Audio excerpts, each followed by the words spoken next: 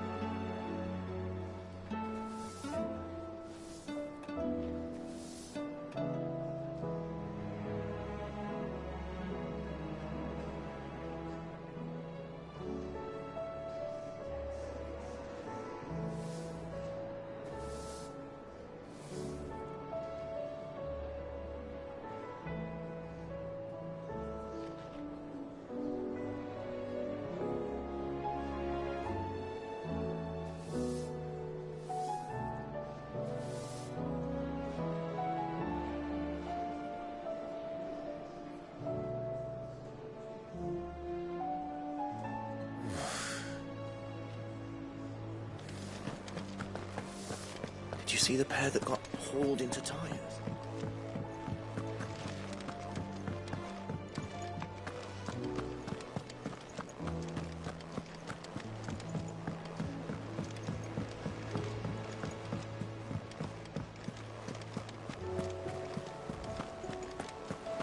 You see that?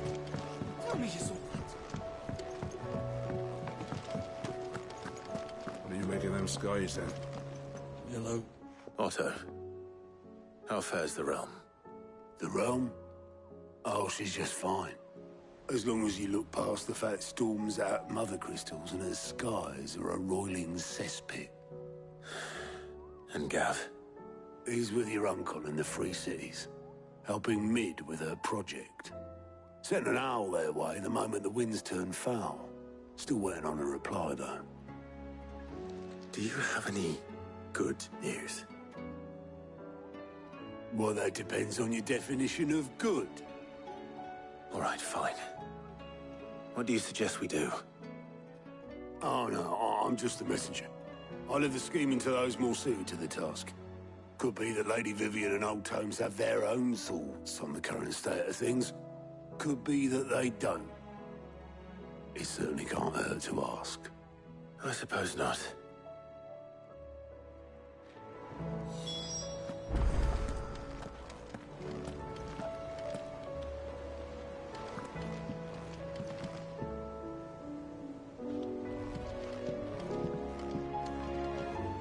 How is it that every one of your little excursions presages some inexplicable catastrophe? Not that you are to blame for the Dominion's fate. No one could have predicted the actions of the Crown Prince. I'm sorry I couldn't save your home. My countrymen are stronger than you think. A few toppled clock towers won't break their spirits. They'll be back on their feet in no time. I hope so. Look at us. Bluer than a pair of bog crabs. Tempting though it may be, sulking will not help us find a solution to this mess. You believe there's one to be found? I don't know. But I am certain we're more likely to find it if we first examine the facts.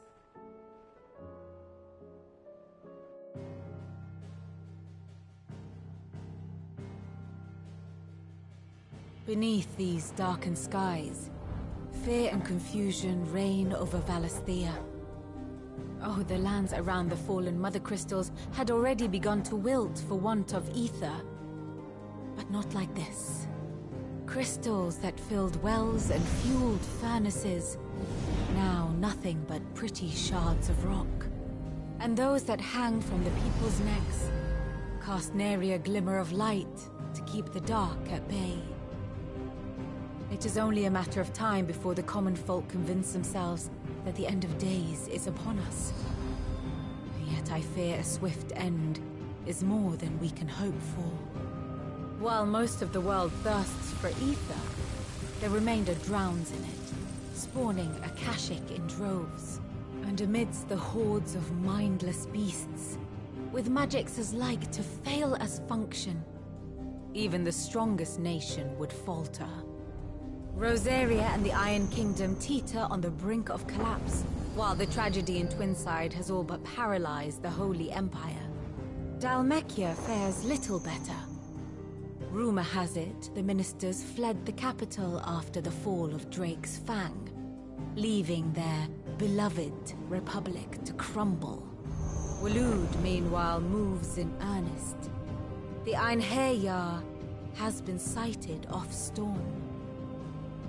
The world, in short, is in chaos. It would seem our civilization was nothing but a castle of sand, to be washed away at the whim of the waves.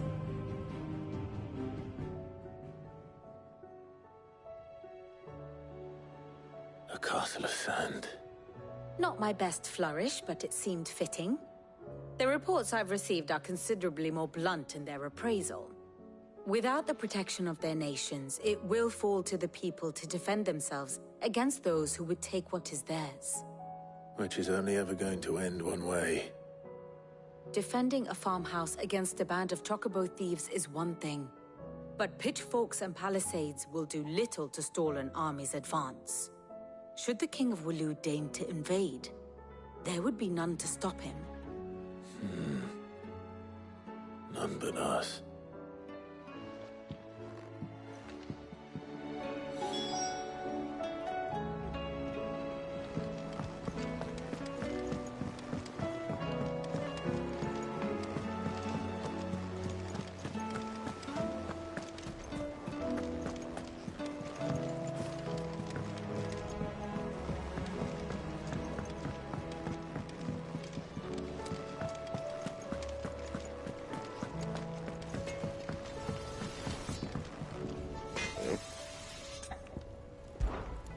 Sancfordian, dear.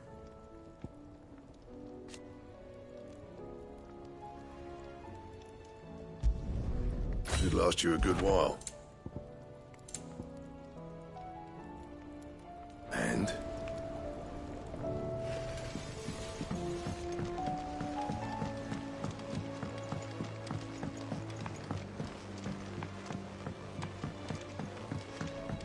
I heard the Emperor was impaled on his...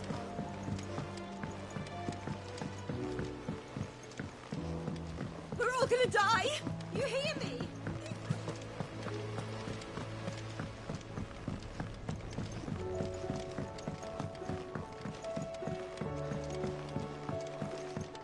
All this fuss over a few dark clouds. You stick the people here had never seen a storm before. Here, Sid. Reckon you might be just the man to help me out of a bit of bother, if you've a mind to. Let's hear it. Well, it's about this alembic the chief's got me making. Lovely bit of kit it is. Bung in a solution you want splitting, and it will separate it out, just like that. Problem is, it won't always get rid of all the impurities. And with some of the stuff we need it for, that ain't good enough. Which is why I've been looking for something to filter the liquid we'll be cooking off. And that's where I was hoping you could help me out. I imagine Ty could get some use out of this alembic too. Distilling medicines and the like. All right. Why not? Proper job! So what exactly do you need for this filter? Nothing but bomb ash'll do, says the chief. Gave me a sample she'd obtained from the university stores. Couldn't believe my eyes. You pour the blackest blight water through it, and it comes out clear as a mountain stream. So, I did a bit of reading about where I might be able to get hold of some. And do you know what I found out? It's only the blimmin' bones of a bomb king. They leave them behind when they die, see? I take it that's where I come in. If you wouldn't mind. I saw a billet on the hunt board for one just the other day. Would have gone myself, but, well, fighting dirty great balls of flame isn't exactly my forte. You, on the other hand... All right. I'll see what I can do. Thank you kindly. And a good hunting, eh?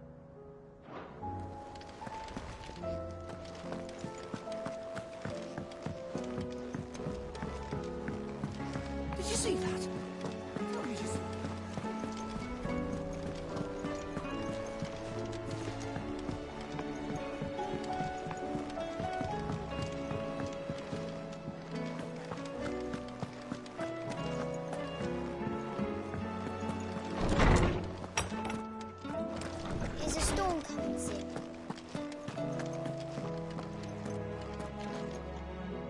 Let me guess. You're here about the skies. Is there anything you don't know, Lawsman? It doesn't take a court astrologer to augur the obvious.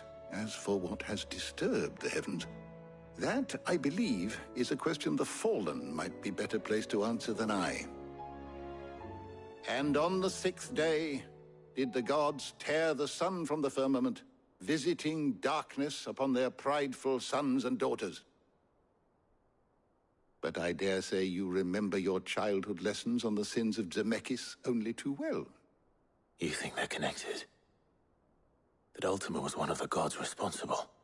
Well, he has certainly exhibited powers that we mortals would associate with the divine. There is nothing divine about him. But he wouldn't be the first god of whom that could be said, now would he? Yet for all the fairy tales that tell of the sins, there is almost nothing in the way of actual historical accounts. Had I the Journal of Moss the Chronicler, I may have been able to tell you more, but alas, I fear all remaining copies have been lost to time. You will forgive me, I hope? Certainly not. Because there is nothing to forgive. Even without this journal, you've provided us ample wisdom. And we will always be grateful for it. Perhaps Otto will be more inclined to share his thoughts when he hears what the others had to say.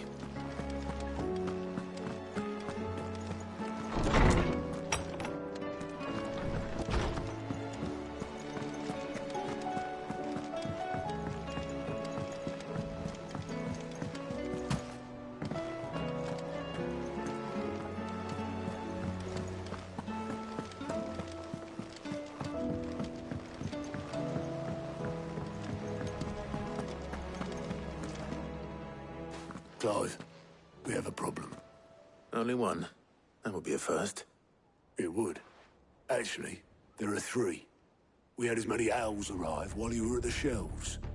Martha's got a Akashic out her gates, and talk of monsters roaming the hills outside of Northreach has put the wind up Isabel and her lot. And don't forget Dalimil. Lubor says the village was raided by bandits. When it rains... It fucking pours. The curse breakers are spread thin, taking stock of the damage in the Dominion. And even if I could get word to all of them, I doubt they'd get here in time to make any real difference. Which means there's only 2 people who can. Jill and I. Let them know we're on our way.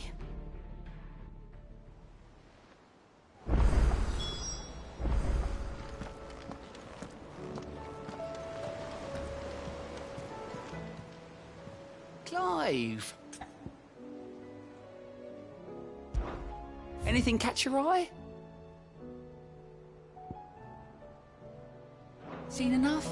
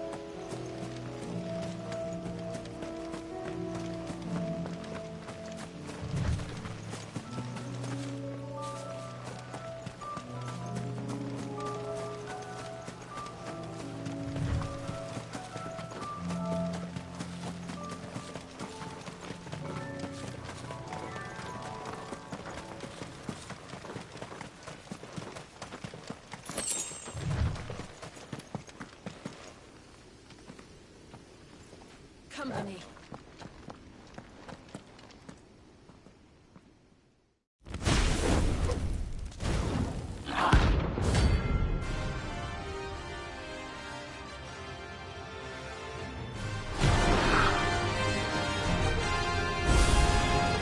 Look what we have here. Greetings, Your Majesty.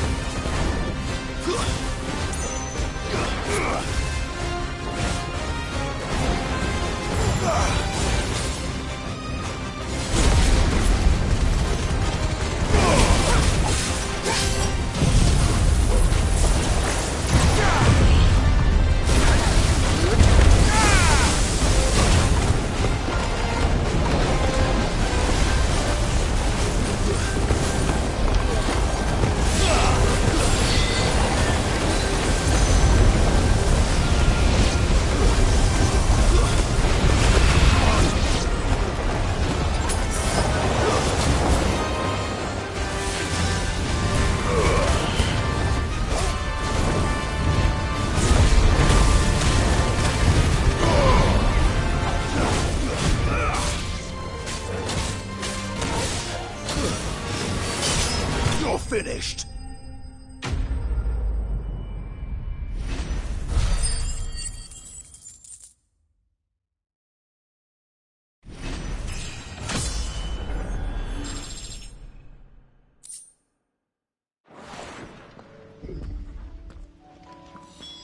Your reign is over. Now to collect the ash. I should... This looks like the stuff. Let's see if there's any more.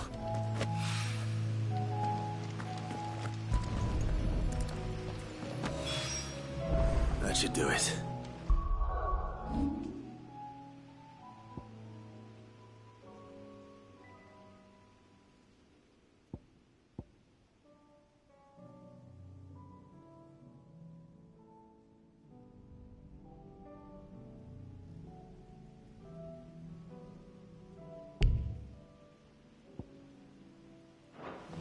If a wine needs more than this, he can fetch it himself.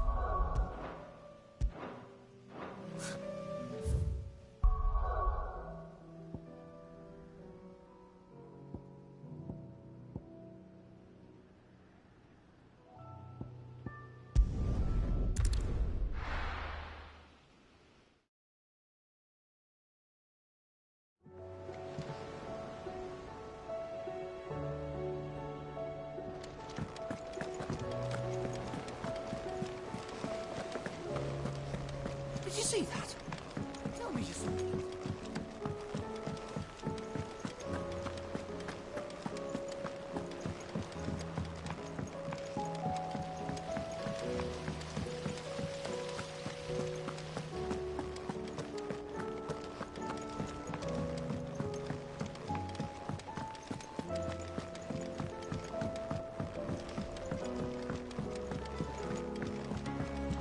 All this fuss over a few dark clouds. All right there, Sid? How's that hunt for the bomb ash going?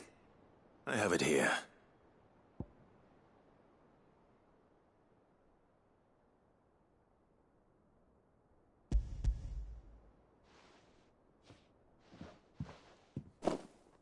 That's the stuff. And plenty of it, too. Enough to keep the alembic bubbling away for a good old while. You're a gent, Sid. Let nothing say otherwise. Right then. Let's get this contraption up and running.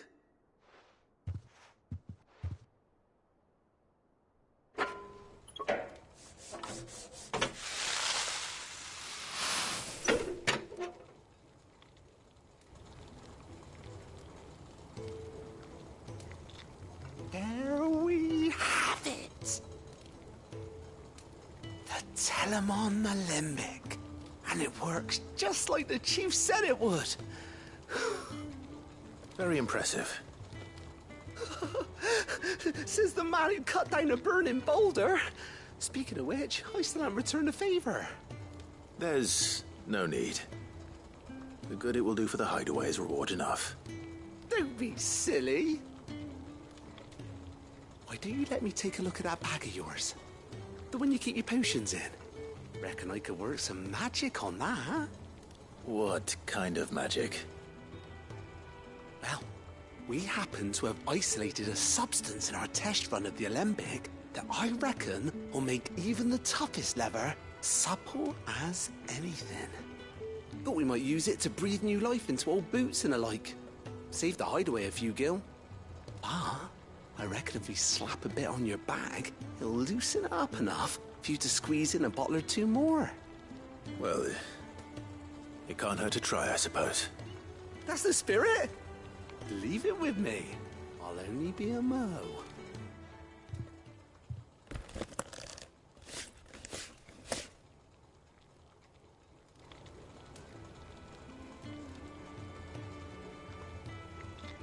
Well, what do you reckon? It certainly feels more flexible. Right? Told you. Thank you. I think. No. Thank you for supporting Mid and the rest of us in our endeavors. Without you, we'd never have been able to discover wonders like that stuff I rubbed on your bag. And I'm telling you, There's plenty more where that came from.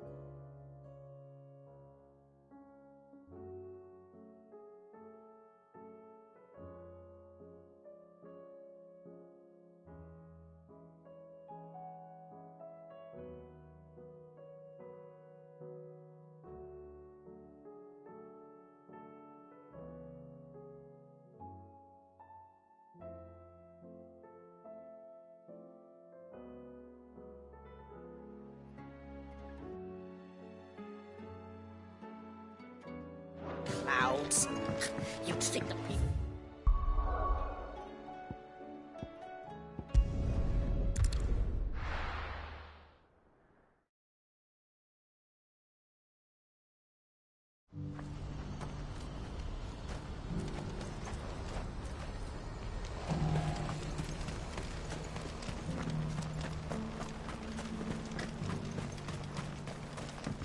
Do you have any fresh water? Now I just need to see about getting the word out to everyone. I want to know right away. Bad news. Good, actually. Something worth celebrating for a change. Only trouble is, the serving girl's still new to the job, so I can't leave her while I go and invite those I'd like to celebrate with. What exactly are you celebrating, if you don't mind me asking? I've come by a particularly fine bottle of red. A Gotan 66, no less. Gotan Rouge is the only good thing to have ever come out of the Empire, and most wouldn't part with a 66 if you held a knife to their throats. So I've heard. Oh, so you know of it then? Clearly you're a gentleman of taste. A gentleman who might sympathize with my predicament, perhaps? Would you pass the good news to a few friends of mine? I'll give you a little something for your time, of course. Sounds simple enough. So you'll do it? Marvelous. Thank you. You won't need to go far. All three of them should be right here in the market. There's Aldrich the porter, Milan the butcher, and Bolek, a guard over at the north gate. Three of the finest fellows in Boklad, if you ask me. Tell them to come to the tavern when they've finished for the day. Stop by again when you let them know, and I'll give you your little something. I'll be right back.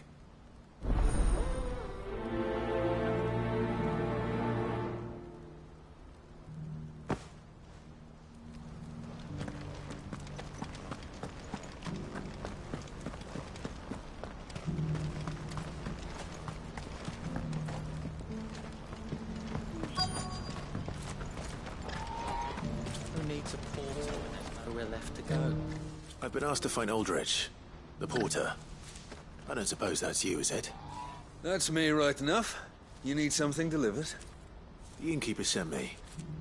He said there's a cup of Gotan 66 with your name on it when you're done for the day. A 66? Look at me. If he's just got hold of it now, it must have been in the crates he had me carry down from Sambrek. From the Empire to Boklad. You must be a braver man than most. That's a treacherous route at the best of times. Such is the porter's lot. There's not a patch of storm these feet haven't traipsed across. It's Oriflamme one day, then off to Canva the next. The farther you're willing to go, the fatter the purse. Which is why there's no shortage of competition for some of the longer routes. I'd say I've done enough for today to earn myself a cup of something tasty. Thanks for letting me know.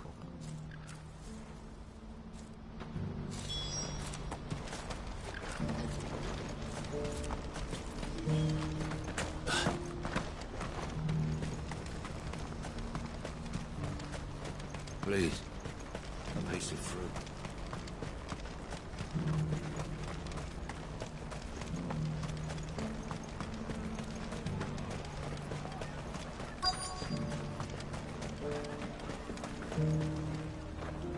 Are you Milan, the butcher? That's me. What can I do for you? The innkeeper's just had a special delivery. He thought you might like to join him for a cup of wine after you pack up for the day. He knows me only too well. And I've got a ham here that will go handsomely with a nice drop. Wine and ham to spare. Barclad clearly isn't suffering then. Comes with being the place everyone has to pass through to get to everywhere else. Those who travel the Crystal Road bring all manner of goods with them. We get meat from San Brec, herbs from Rosaria. Why, sometimes we even see curiosities from across the Narrow. Or rather we did, till not so long ago. These are lean times, and even Barclad isn't the bustling trading post it once was. Still, there's no point dwelling on it. Better to live life while you can, eh? And on that note, it sounds like there's a cup of wine needing my attention. You'll buy something, won't you? Please. You've raised the price.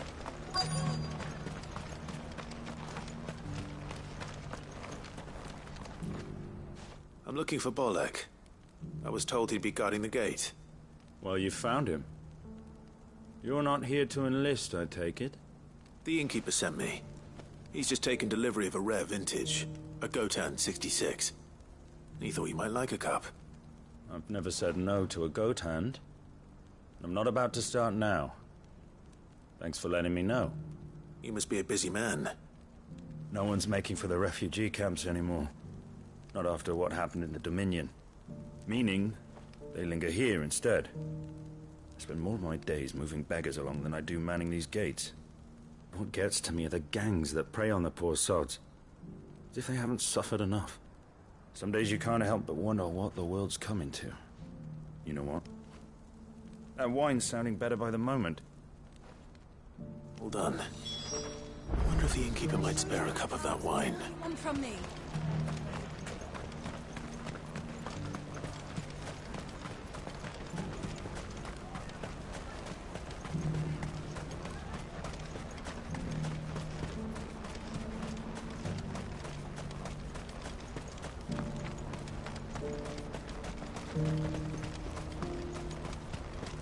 Please, a piece of fruit.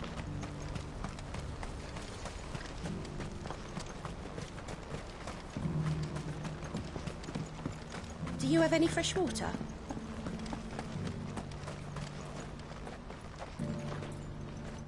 I spoke to your friends. They'll be along soon. That's fantastic news. Thank you kindly. It's been a while since we all sat down together. And the way I see it, that wine is as much theirs as it is my own. How so? Well, I wouldn't be serving anything but slops without Aldrich to go and fetch the good stuff for me. And then there's Milan, who always sends customers my way. And Bolek, an even-handed keeper of the peace, if ever there was one. Those three are the backbone of Barclad. Lose any one of them, and the market would soon fall apart.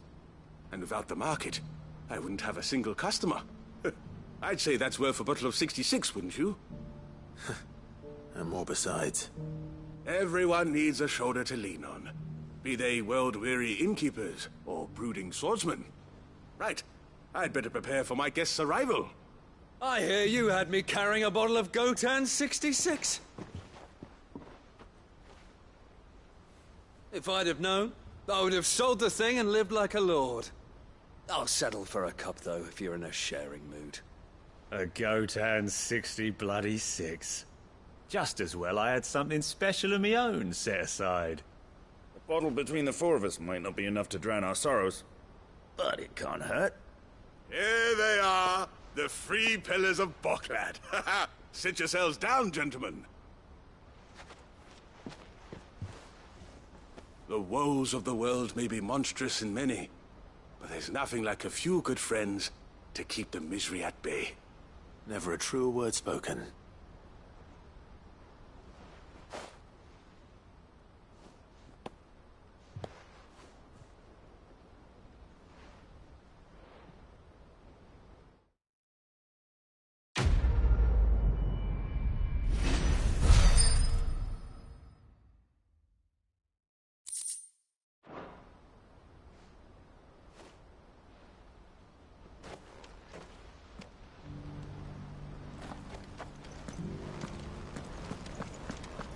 Do you have any fresh water?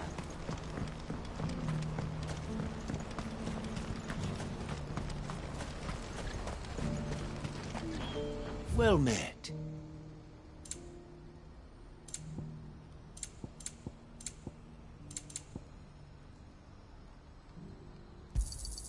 A fine choice. Many thanks. Farewell. What's happened? Pardon me, but would you happen to be a fighting man, perchance? That well-notched steel and impressive physique. I have need of a sword for hire, and yours looks to be a weapon well worth the coin. Might you be convinced to offer me the use of those formidable arms? How exactly do you intend to use them?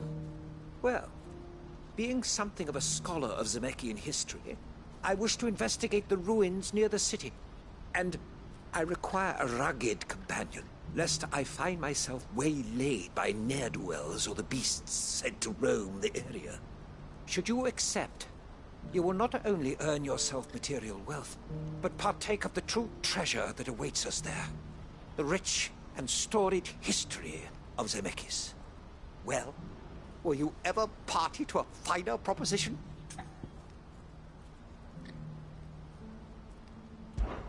My arms are yours. Wonderful! Then come. We must away. But where are we going? Along the old Zemeckis Road, and from there, onward to discovery. Quickly!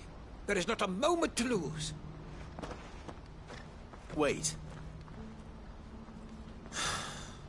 Good luck with your ne'er-do-wells.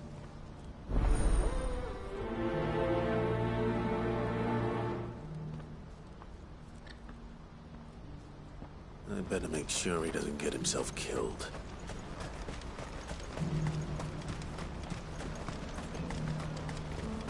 What I wouldn't give for a hot. Looks like this is the end of this. When are they gonna let us through?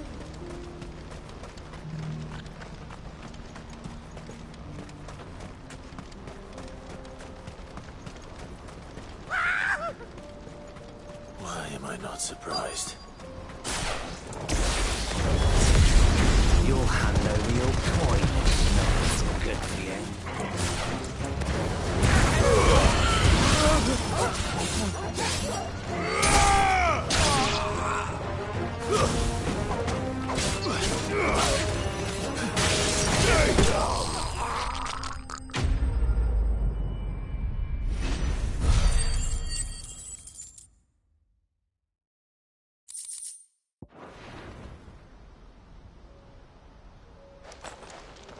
Are you hurt? Happily not, good sir. Thanks to your timely intervention. More importantly, we have arrived. Now, feast your eyes upon the marvel before us. Ruins, a relic of the fallen civilization.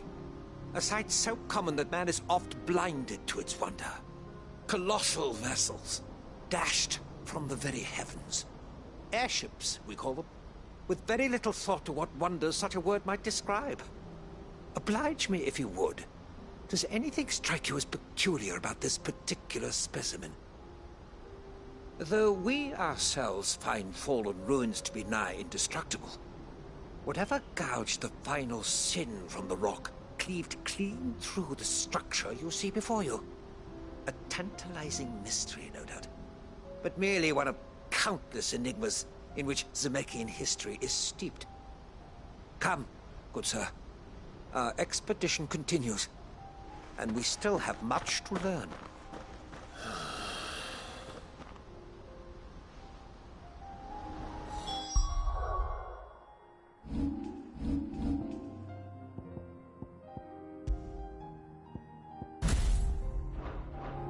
He's passionate. I'll give him that.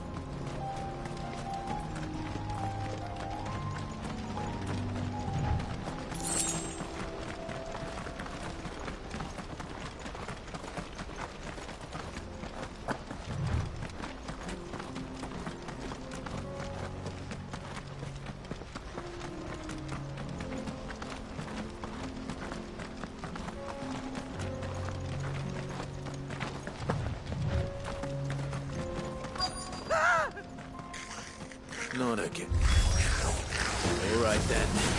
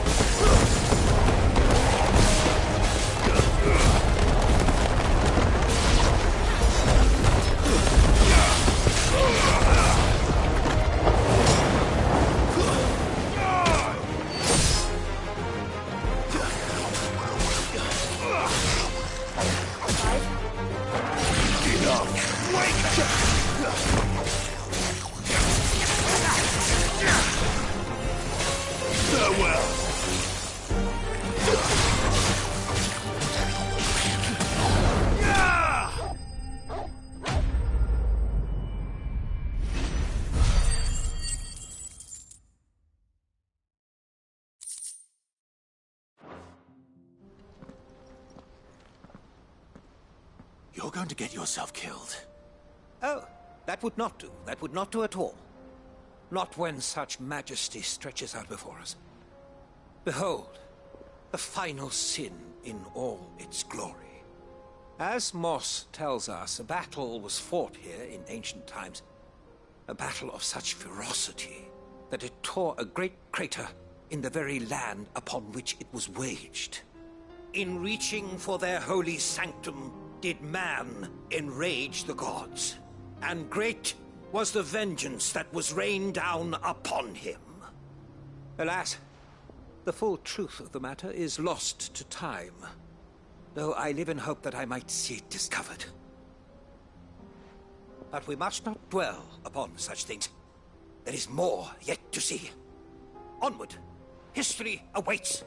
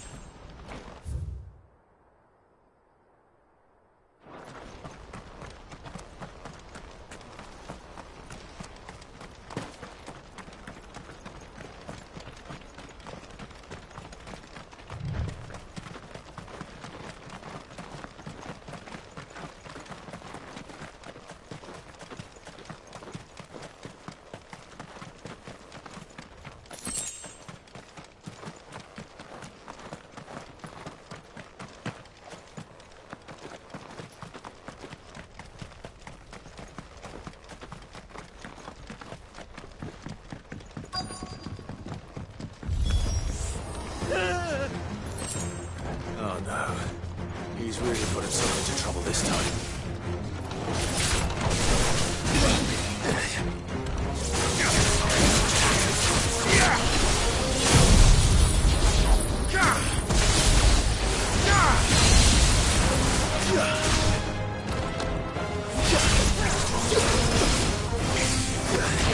All yours, Torgal!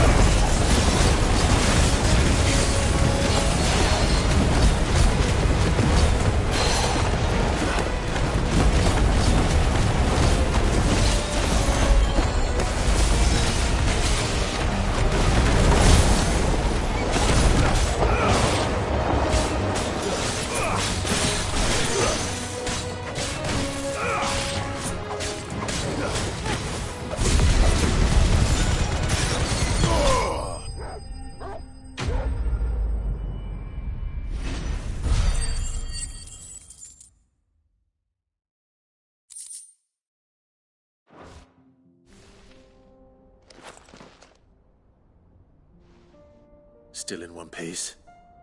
It would seem so. Once more I am in your debt. And once more you impress me with your prowess.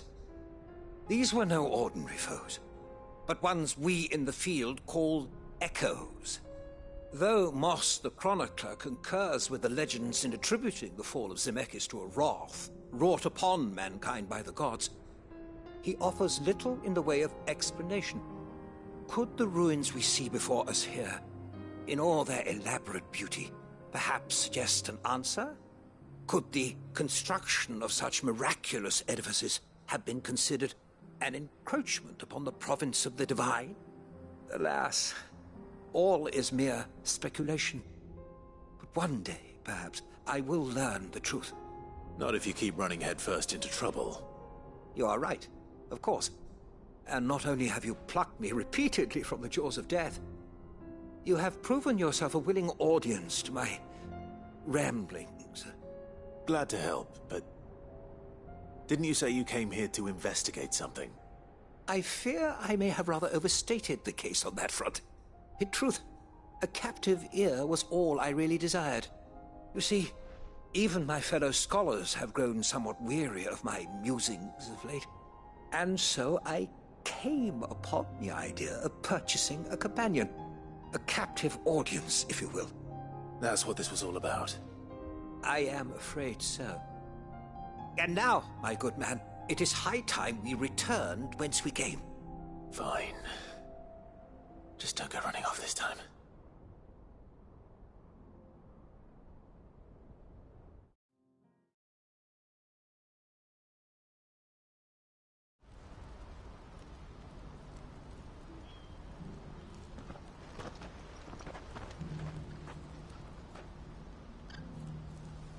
And so ends a delightful day. Here, your reward for humoring my selfish whims, plus a little extra for the trouble I have put you to.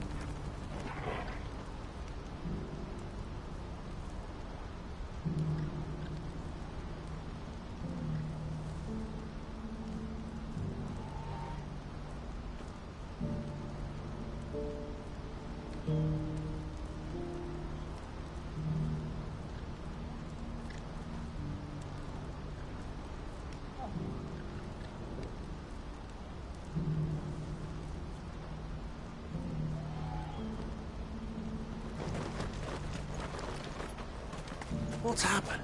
The guards at the gate are in a right old panic.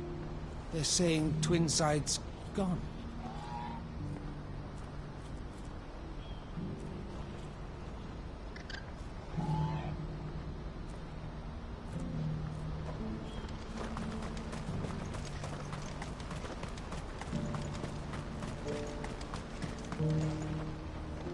I see you've been of some assistance to Eloise. Perhaps you can extend me the same kindness? Perhaps. What would I be doing? Finding someone. You see, I've been having trouble with thieves, and despite the many pains I've taken, I can't stop them from rummaging through my packs. I was griping about my lot to a friend of mine a few days back, and he offered to track the culprits down. Now, Joseph's a sellsword, and a good one at that. But he's been gone days, and I'm beginning to fear the worst. Any idea where his search for the thieves might have taken him? The old Zemeckis Road, perhaps? He doubted they would be fool enough to linger here in Boklad. Joseph's lived a hard life. Made him grey long before his time. I just pray he hasn't been killed over a few sacks of grain. I can't imagine there are too many grey-haired sellswords around. Hopefully someone will have seen him.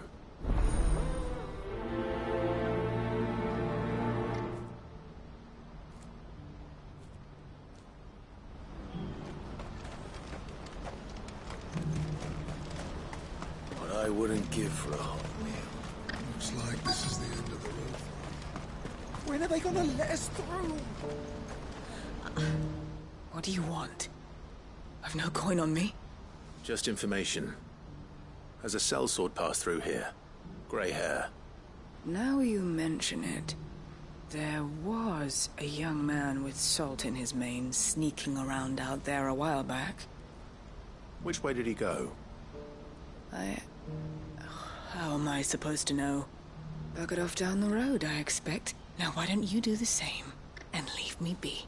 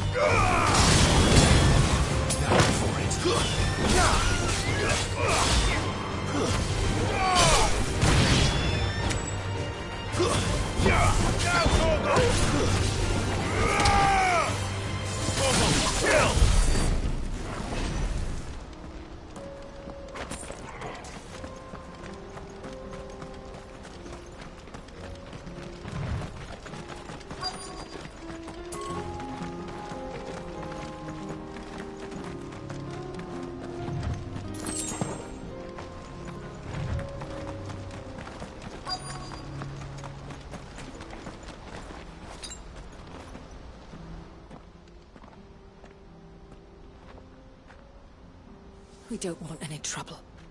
Neither do I. I'm looking for someone. A grey-haired mercenary. Well, we haven't seen him. Yes, we have. We saw him climbing up the rocks. Those ones, over there.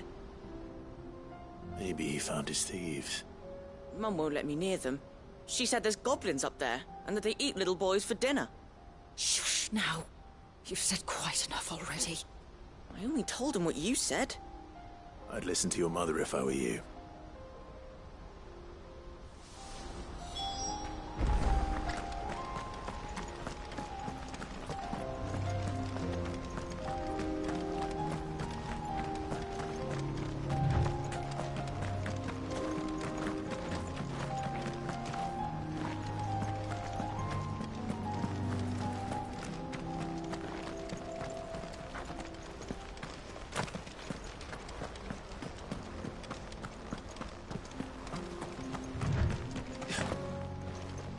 Joseph's thieves really lug their stolen wares all the way out here?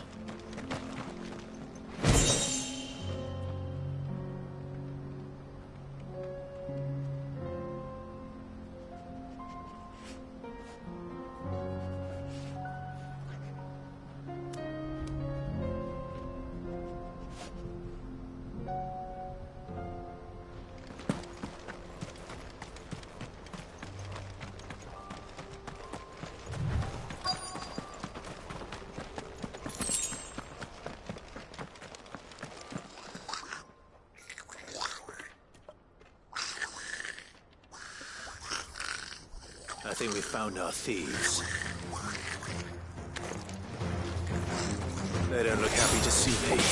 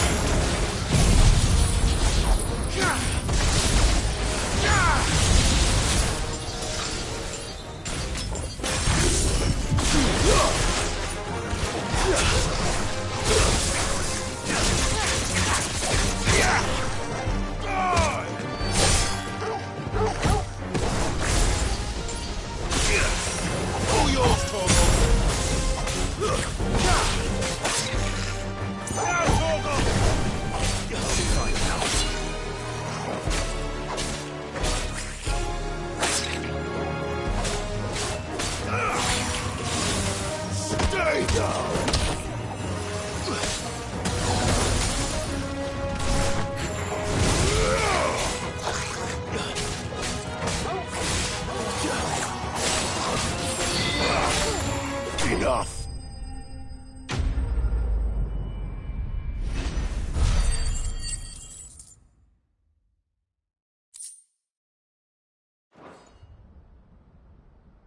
Let's get this over with. Stop! Don't kill him, he's just protecting his home. Joseph? So the boy was right. I don't know you. Your porter friend sent me to find you. She was worried you might have got yourself killed. Have I been gone that long? Wasn't hard finding the thieves. The problem was knowing what to do with them when I did. I take it things are more complicated than they appear.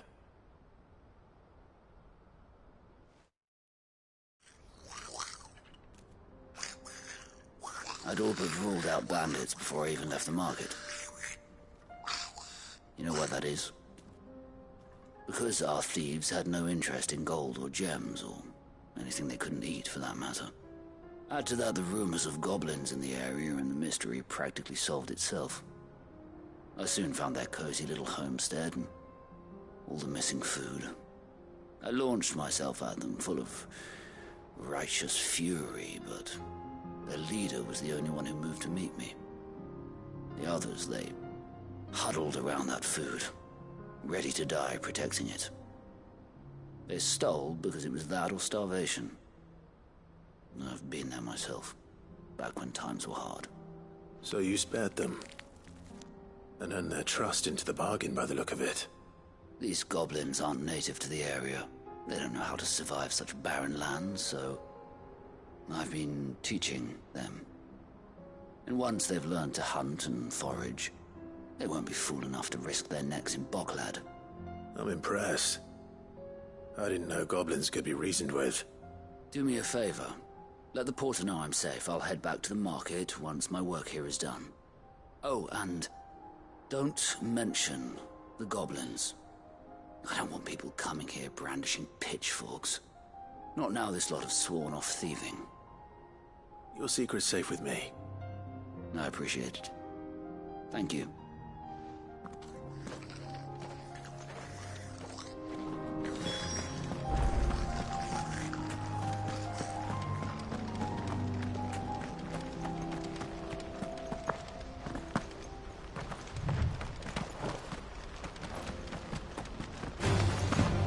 Very well.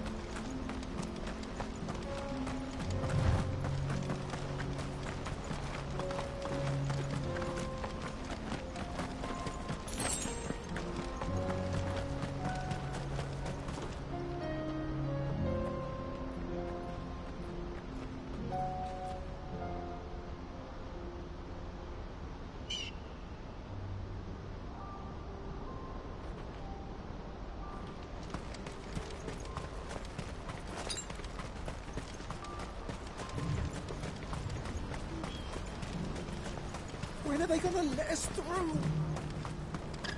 Looks like this is the end of the road. What I wouldn't give for a hot meal. Joseph's fine. He'll be back once he's tied up a few loose ends. That's a weight off my shoulders. He certainly knows his business. He found your thieves all right. And I dare say they won't be coming back. A good man to have around, that Joseph. And if he says there'll be no more thieving, that's good enough for me. Thank you for putting my mind at ease. Here, for your troubles.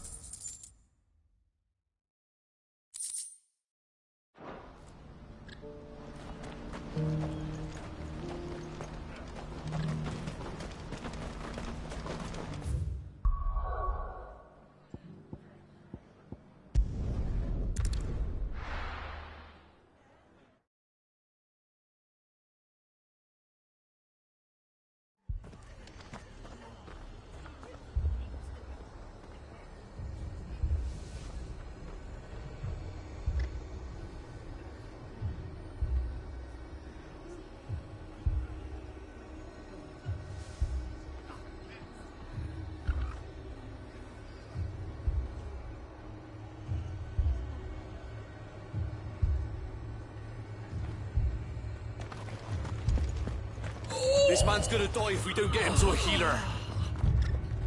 But all our beds are taken.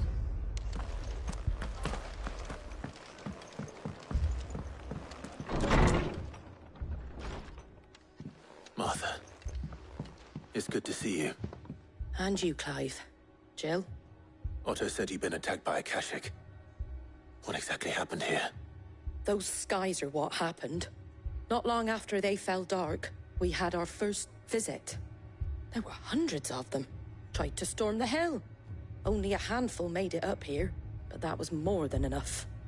The rest are still down there now. And while we have a few willing fighters holding them back, they're sorely outnumbered. What do you think, Clive? That we join the fight. I thought you'd never offer. Now, where I need you is the Fallen Gate. That's where the fighting is fiercest. Let the men know you've come to help. Something tells me they'll be pleased to see you. We're on our way.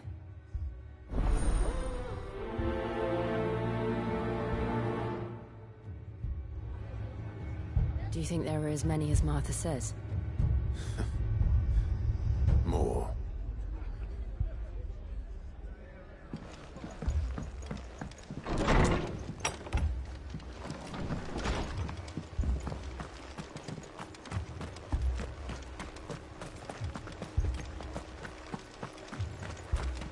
You don't think they've abandoned us, do you?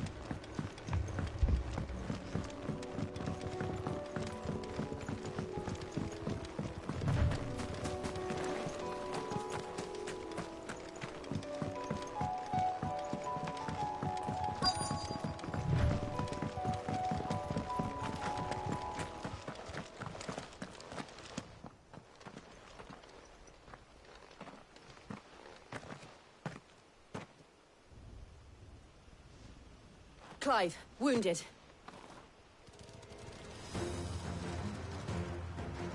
We deal with the Akashic first.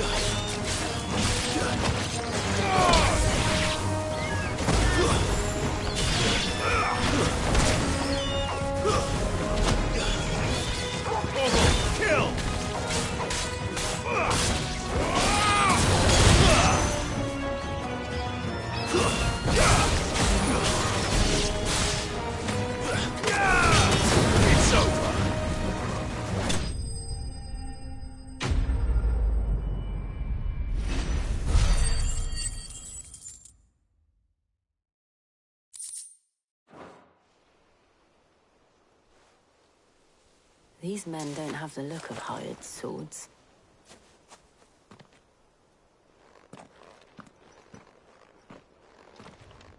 If you've come to rob this place... You are mistaken, my Lord Rosfield. We're here by Madame Martha's leave. How do you know my name? Forgive me, my lord. There wasn't time for introductions. We're with the Guardians of the Flame. Wade's men? But how did you come to be here? Where is your commander? Sir Wade left earlier with a scouting party to find out where the Akashic were coming from. Did he? Take your wounded back to the inn. Martha will see you're looked after. We'll join you anon.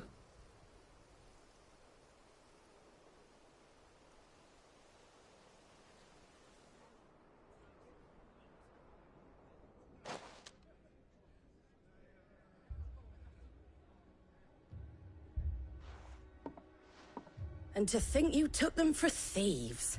A fine reward for holding off the horde, that is. When did Wade and his men arrive? Not long after Rosalith fell. The Guardians asked me to shelter some of them that had lost their homes. They were making ready to leave just as the skies turned, and we agreed it was best we stuck together. Martha! Trouble! The scouting party's almost at the lift, but they got a pack of Akashic snapping at their heels! And they got wounded with them! They're not gonna make it! Damn it all. We'll worry about them, Martha. You look after everyone here. If any can still fight, send them to the lift. I will. You two be safe now.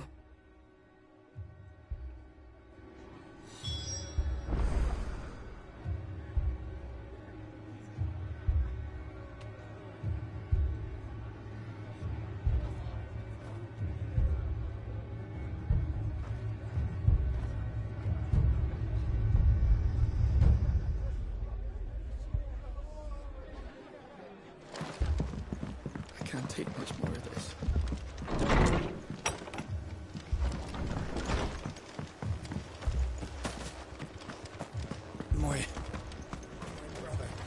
How do?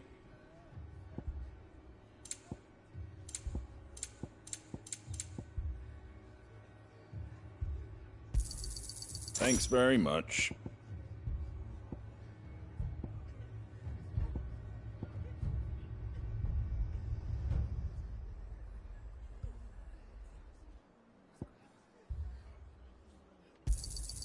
Much obliged.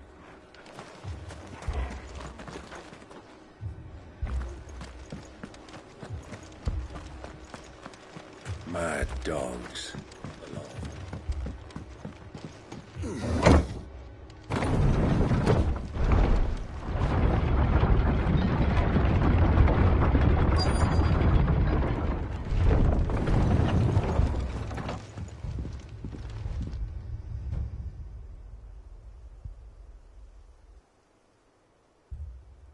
Squire, I need you to get those who can still walk up the lift to Martha's.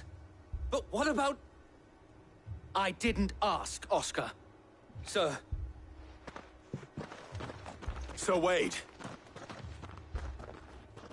Lord Rosfield. If you aren't a sight for sore eyes. Martha seemed to think you might need some help. And by the looks of it... We thought we could sneak by them. But we didn't know there would be so many. How could we have? Behind you!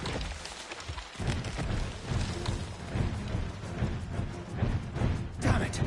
We need to get the injured to safety. Do you think we can hold them off? We can certainly try. Are you with us, Sir Wade? Always. Then let's do our duty.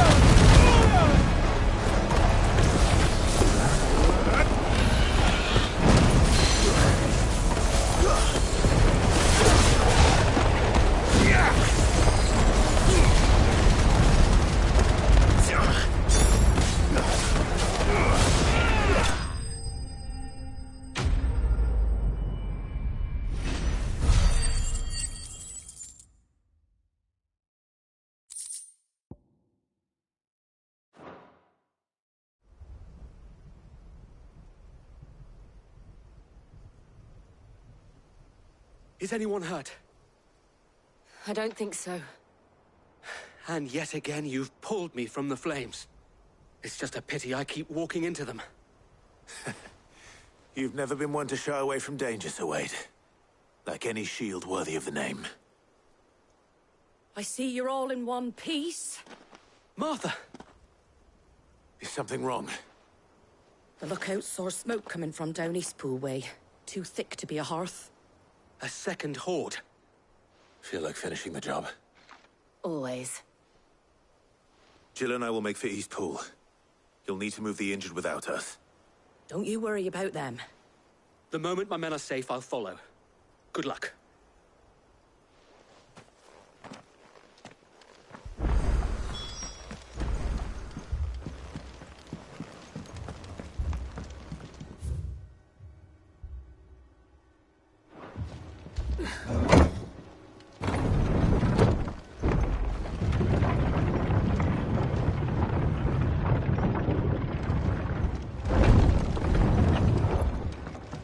Mad dogs.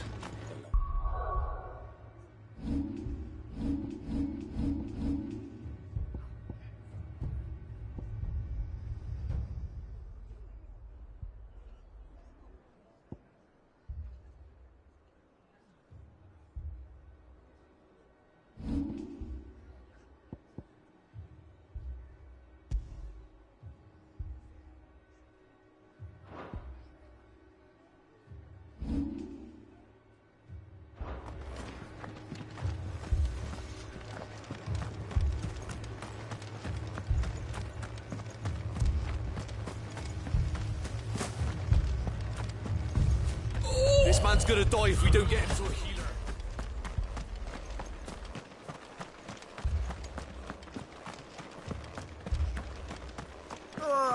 Just patch me up as quick as you...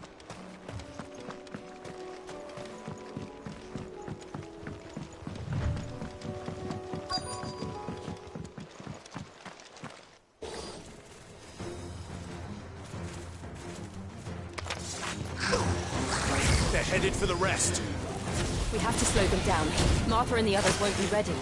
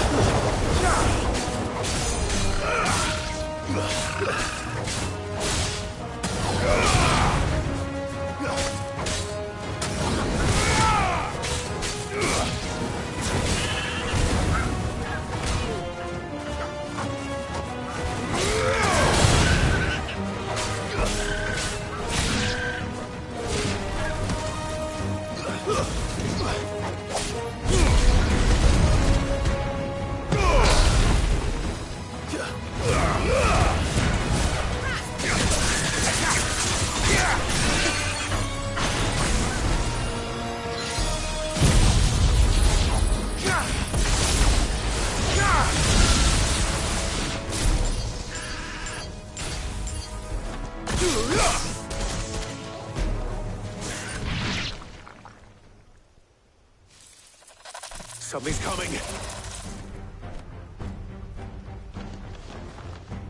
Apologies, my lord. Did I miss anything? Only the first round, Sir Wade. Shall we?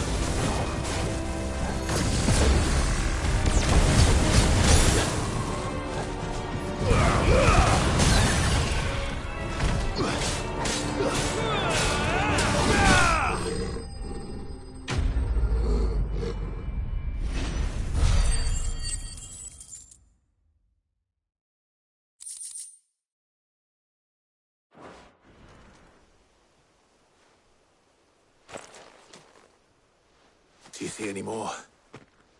No. I think that was the last of them. But it won't be long before the next lot arrive.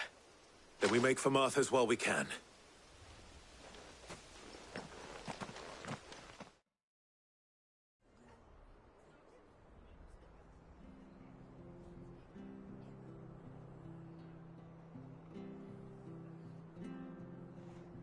What did you find out there? The same as Sir Wade. Scores of Akashic. Well, wherever they came from, they're gone now. Our lookouts say the lowlands are clear. Hopefully we'll have enough time to lick our wounds. How many of your men were injured? A damn sight less than if you hadn't turned up. Thank you. It was a hard-fought victory. But as long as the skies remain dark, I fear the Akashic's numbers are only going to rise.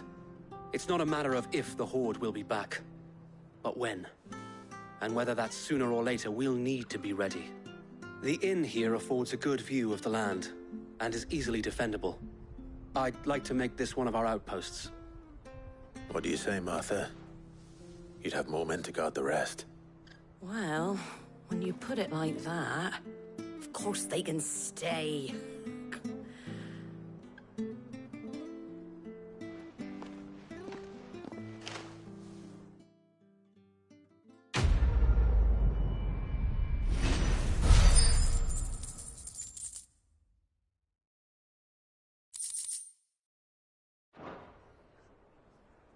My lord, there's someone I'd like you to meet. Oscar, over here.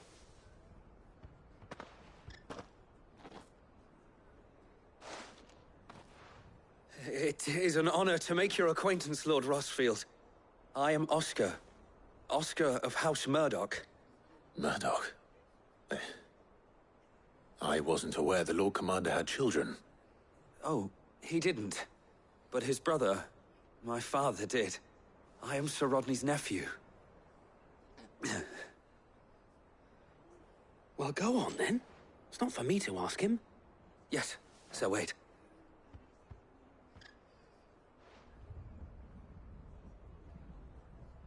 If it please you, my Lord Marquis, might you take me as your squire?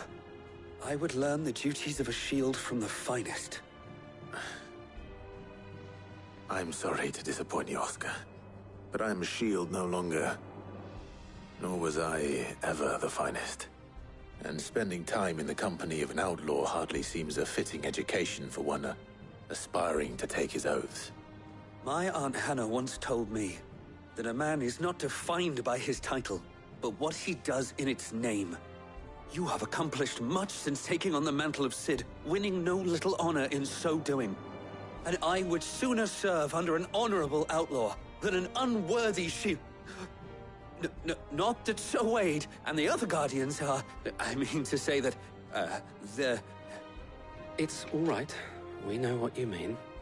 There is only so much the boy can learn from me, my lord. But a squire... Would that really be so bad? You were a squire once. And I'm certain Sir Rodney would approve.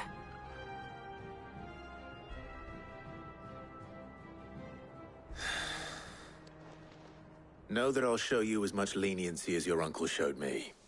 I would not have it any other way.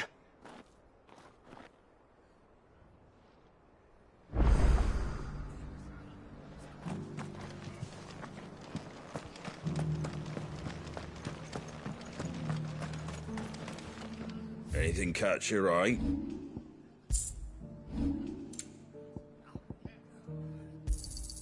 Much obliged. There you go.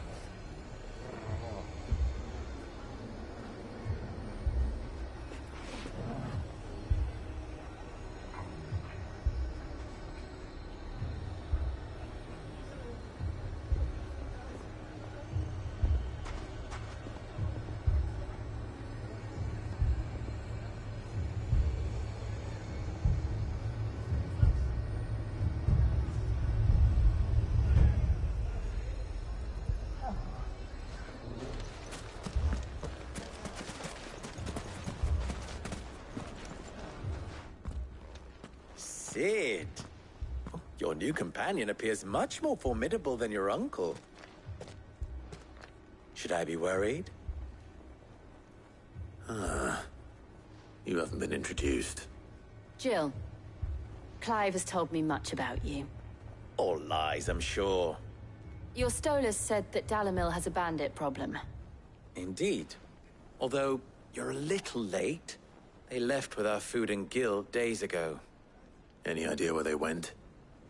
The desert's a big place. Your guess is as good as mine. But the fact is, I have more immediate concerns. What did you say to me? What did you say? Ah, as if by magic. Let's just say we've yet to reach a consensus about how to solve Dalimil's little problem. And at this rate, it won't be the actions of the bandits which prove to be our undoing. It will be our own. I've tried reasoning with the dissenting parties, but even the Desert Hare has limits. Perhaps we could talk to them. What makes you think they'll listen to us? What makes you think they won't? She makes a fair point, Cid. And you won't have wasted much of your precious time if you fail. They're just across the courtyard.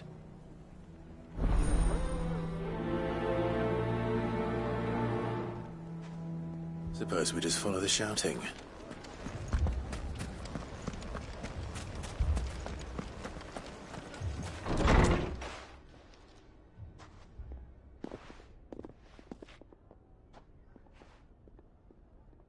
You wouldn't talk like that if it had been your men whose throats were slit.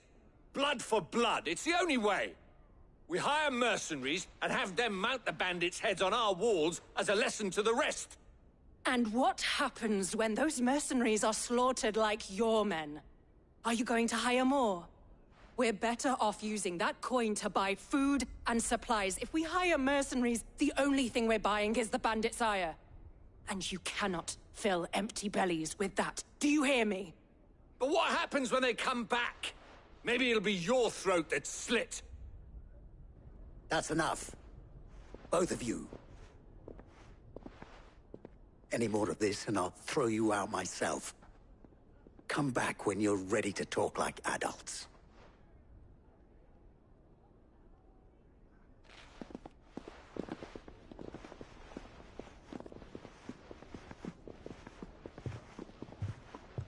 Victor. What's he doing here? Sid. And Lady Jill. What brings you here? I was about to ask you the same thing. Costness is in chaos, and the markets have all but ceased to operate. The Briar's Kiss here in Dalamil is the only place I can reliably obtain supplies. I was here to do just that when Master Lubor told me of his troubles. He thought I might be able to talk some sense into these fools. But if you're here, I suppose his patience must be waning. Who are those people? Those were the thorns in Lubor's side. And the reason this place might be headed the same way as Costness. It's these accursed skies. The darkness is enough to drive a man to madness. Or an entire city, for that matter. We're still working on the skies. But in the meantime, perhaps we can find a solution to Dalamil's problems. I hope so. For all our sakes.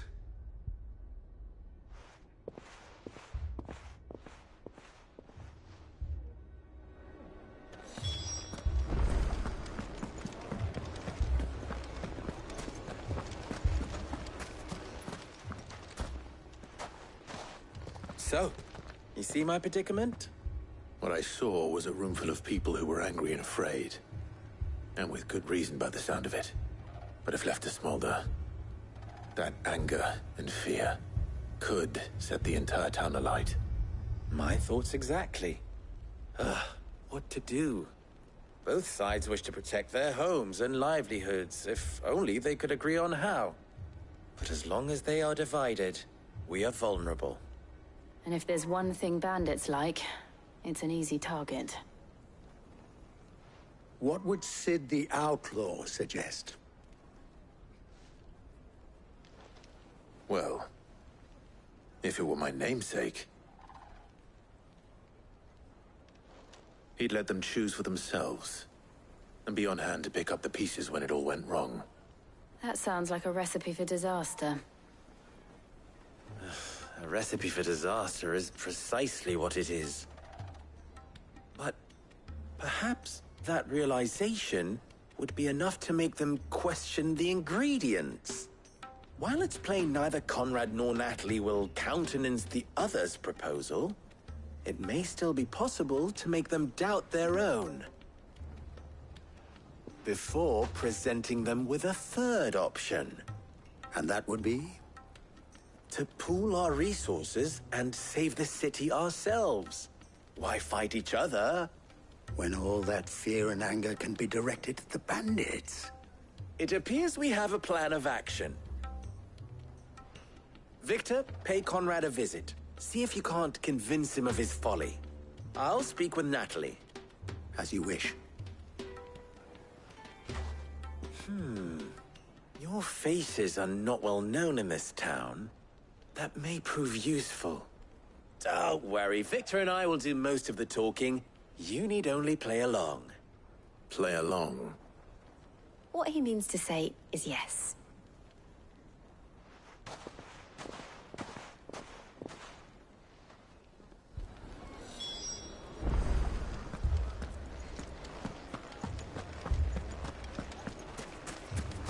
Picture it, Conrad.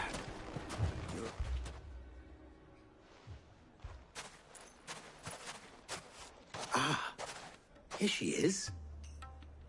The Lady of the Spear herself. Conrad, may I introduce you to Jane, commander of the Red Wings, the oldest mercenary guild in the Free Cities. A pleasure, my lady. The pleasure is all mine. As I told you, I summoned the commander here from Canver to inquire about a contract. Victor says you told him no. that there aren't any men left to hire. Is that true? True as the crystals cracked. Nobles came and claimed every last one worth his salt. And not just from us Red Wings. You know of the 7 high houses. There must be 2 swords assigned each one. Granted, we have a few boys left. If it's boys you're looking for. Well, Conrad? Are you saying that Dalamil's finest cannot defend this town better than a gaggle of unblooded striplings? That a band of beardless youths could better avenge the deaths of your brave men than you yourselves? Absolutely not. We'll show those bastards who they're dealing with.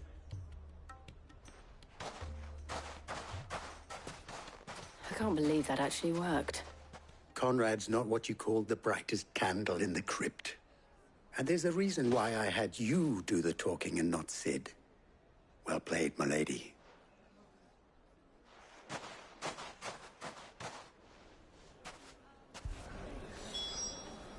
Then let us band together and show these brutes that Dalimil is not to be trifled with.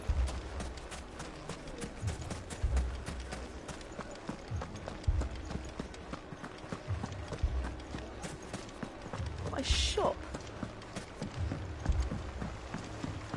If I had my pickaxe, I would... I mean, it may still be possible to buy something. Ah, here he is now. Natalie, allow me to introduce Lord Underhill of Randalar's prestigious League of Merchants. Lord Underhill. At your service. Underhill? I was just telling the good lady of our conversation, my lord, and how you were lamenting the state of the capital's stores. Lubor says that not only are the granaries almost empty, but that war and the Blight mean this season's harvest won't be enough to fill them for winter. Indeed, certainly that is the case. The nobles in the capital are buying up the city's stocks of barley and wine, driving the prices higher than most commoners can afford. It is only a matter of time before the peasants revolt. It is worse than I thought. If what Lord Underhill says is true, I fear we have little hope of supplementing our stores, meager though they regrettably are. And while I applaud your endeavors to dissuade our more bellicose citizens from seeking vengeance, I sense Conrad is not wrong in his assessment of the bandits' likely return. Which means that now, more than ever, we will need to secure what little we still have. Food, weapons, herbs, everything. If our humble town is to endure not only this hardship, but those that are certain to follow, we must stand united. All right. If it will help to protect my home, I'll do it. But you needn't have gone through this charade.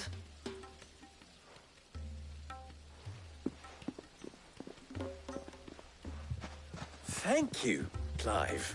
Your performance was nothing if not workmanlike.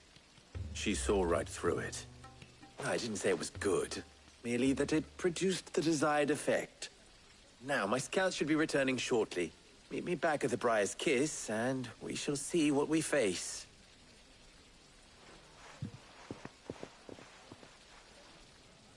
I'm not convinced our roles in this ruse were entirely necessary. I have no choice but to do what little I can to defend. Conrad seemed quite taken with you.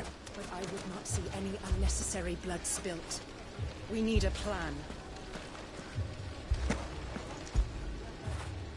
You were right, boy.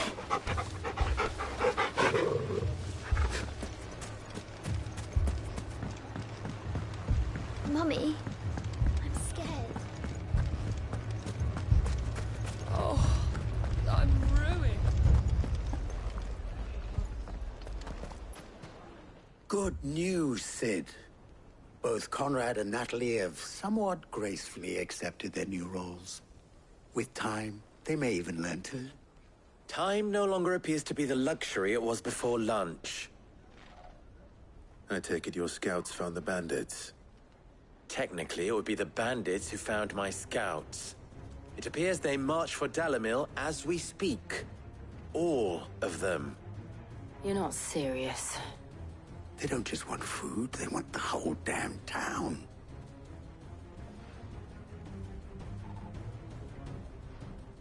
I have a favor to ask. I'm told the bandits march in 2 groups, one from the south and one from the desert, in a move doubtless intended to stretch our already gossamer-thin defenses. Very well. Jill and I will meet those from the desert. But what of the rest? The rest, my friend, the city shall fight. Together. The stakes, I concede, are high. But if this does not unite Dalimil, nothing will. That is a lot of faith to put into those who had their hands around each other's throats but a moment ago. Then it will be for us to see that their hands are kept occupied. And I do mean us. I thought you might say that. We'll hold them off for as long as we can. And we will do the same.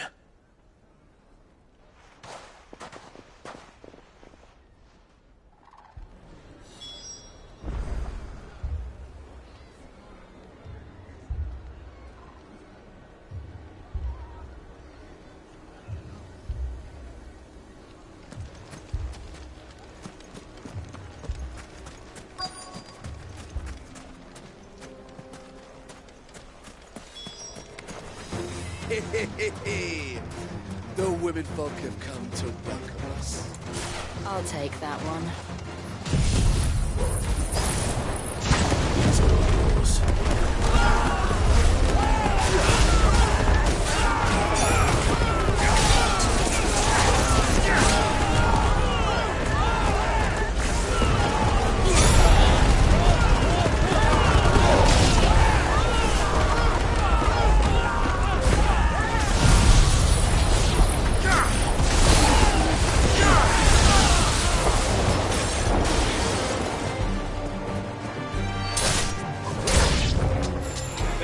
Overwhelm us.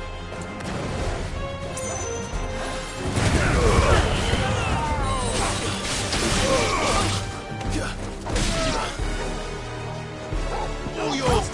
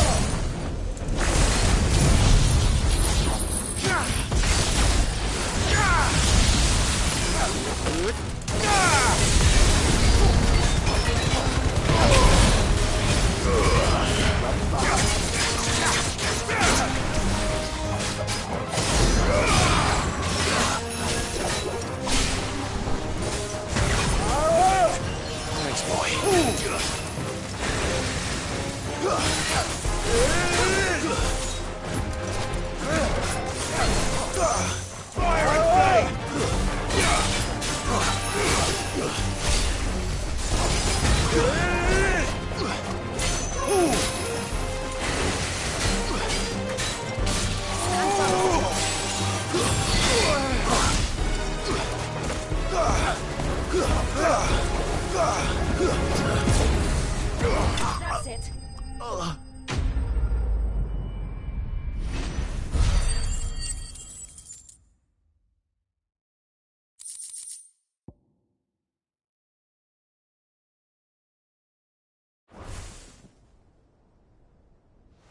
The townspeople. Could they have held out? I don't hear any fighting. What do you think? That we should hurry.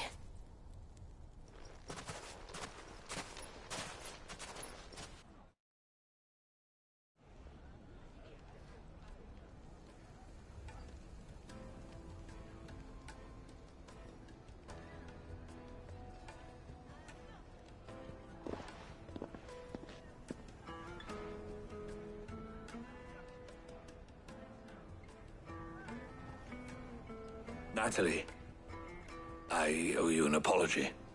You did well out there. The inn would have been lost had you not held the line. Without you, there would have been no line to hold. You saved us, Conrad. You saved Dalimil. We all saved Dalimil.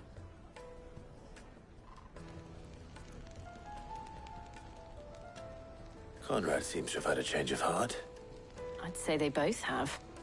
I take it from your presence that our visitors from the desert won't be joining us either. Pity. The plan worked, Sid. Granted, it only took an army of bloodthirsty bandits at our gate. Calm now, Victor. Why quibble over the details? We are united, and that is all that matters. As for you, Sid, you fight considerably better than you act. I'll take that as a compliment.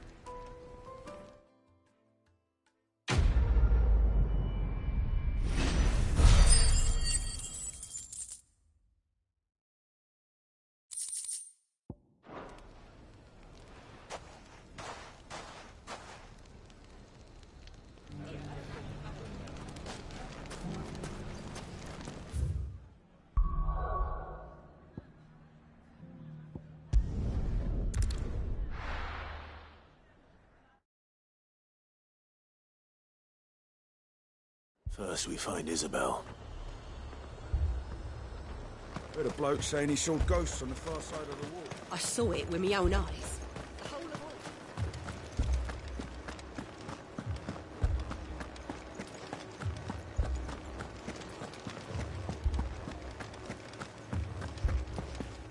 I can't do it.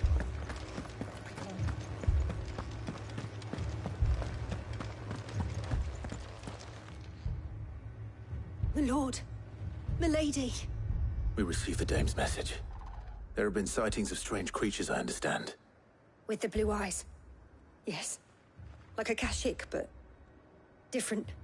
They've taken so many. I've lost count.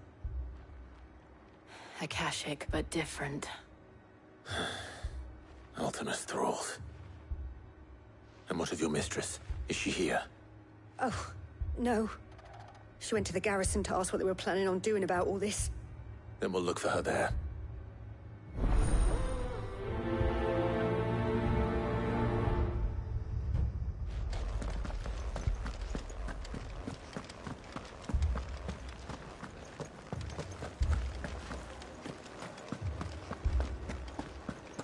We could leave. The two soldiers were carrying it.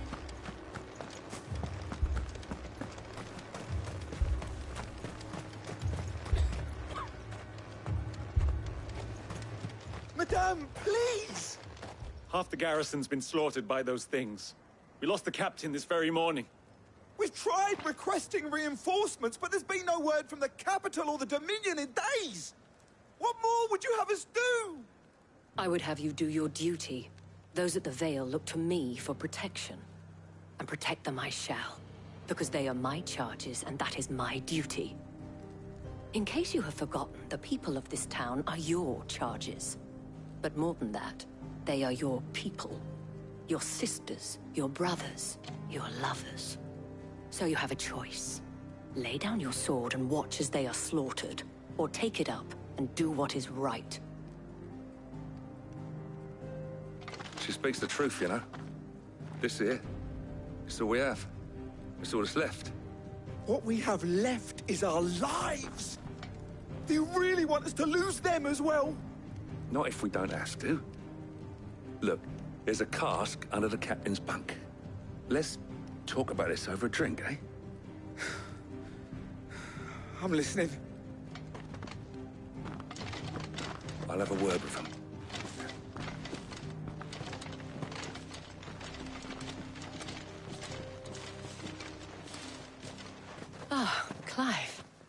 I didn't expect help to arrive so quickly, and sought to take matters into my own hands. It was a noble effort, but I thought you might still need some support. I'd like you to consider my needs. What we need to consider is where the creatures came from. The way the survivors speak of them, one would think they appeared out of thin air. And perhaps they did. It's hard to know what to believe these days. We'll talk to the survivors.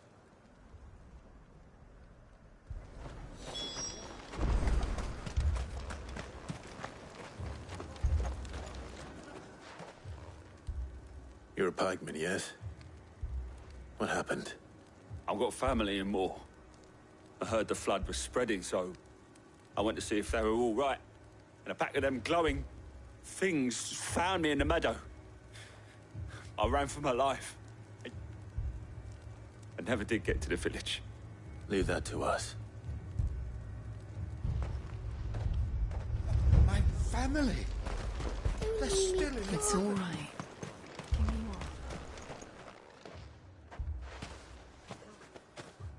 Did you see the creatures that attacked you? Creatures? Yeah, they came out of nowhere. They went for Joseph first, then me, and then they were just gone. Do you remember where you were? On the road from Oriflamme. We just passed Moor when... Where's my Joseph? It's all right. Just rest now. At least we have an idea of where the thralls might be now. We should head for more.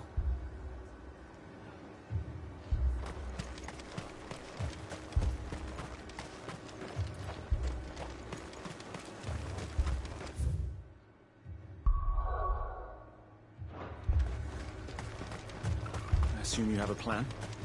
Need to find out.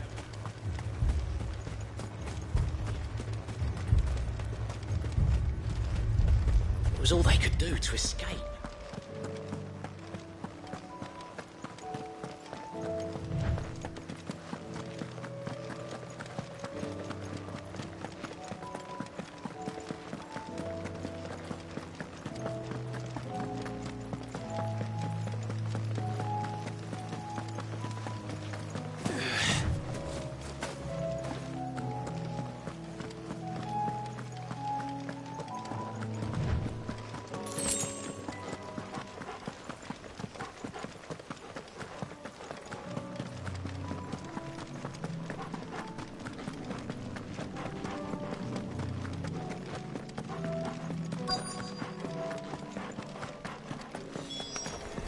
Clive, look!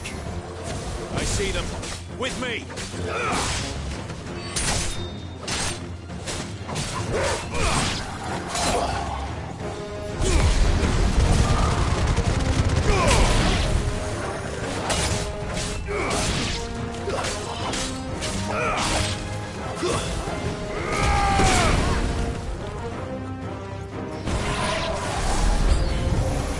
Should I try? Save your strength.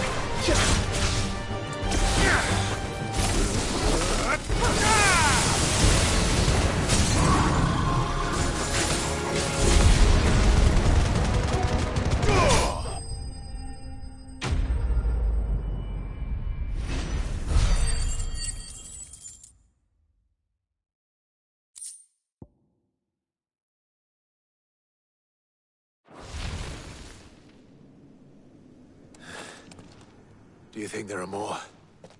There are always more. But I'd say we've done what we can for the time being. Then we should let Isabel know.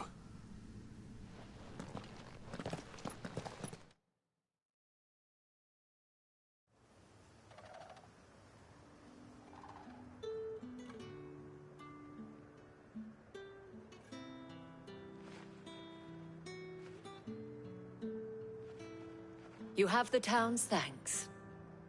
Don't thank us yet. There will be more. Many more. And you'll need to be ready for them. Oh, we shall. Isn't that right, Captain? Yes, milady. The garrison will be ready. Philippe here has convinced most of the men to remain at their posts. For now, at least. Hearing that the Dane would look kindly on any man who committed himself to the task certainly didn't hurt. It's not the most selfless of motives, I'll admit. But whatever it takes, eh? Now me, I never needed convincing. I became a soldier to protect the people I love. And the people I love include the ones standing before me. Handsome and chivalrous. Now, if you don't mind, I have sentries to post. Milady.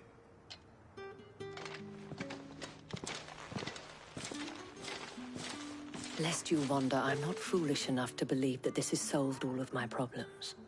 But it has solved one, and that's one fewer than I had this morning. Thank you again, Clive.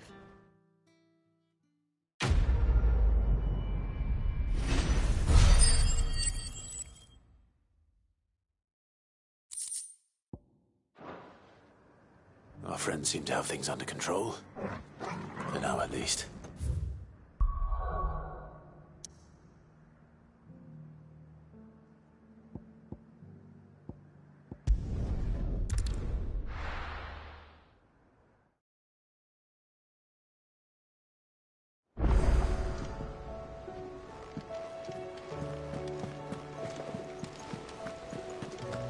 Did you see that? Tell me you saw that.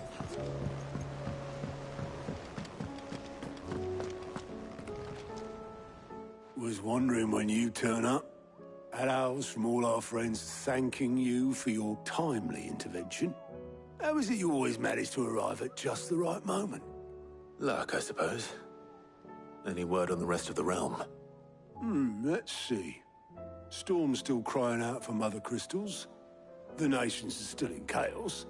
And the skies are still the color of a kick in the kidneys 2 days on. So... Right. Clive, we knew this was going to happen. Well, not the bleeding skies part, but you take my point. Now's not the time to second-guess yourself. Now's the time to visit the infirmary. Talia says your brother's awake. Thank you, Otto.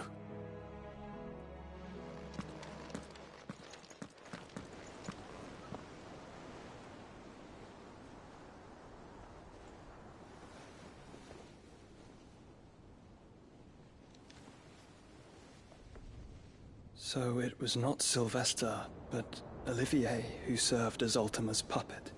And when Dion learned of this, he sought to slay the fiend.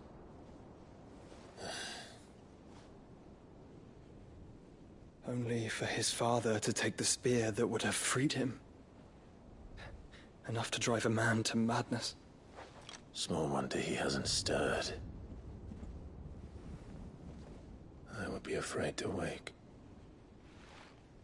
Had I but reached out to him sooner, warned him of the threat Ultima posed. But now, both an empire and her prince lie broken. Joshua, what do you know of Ultima?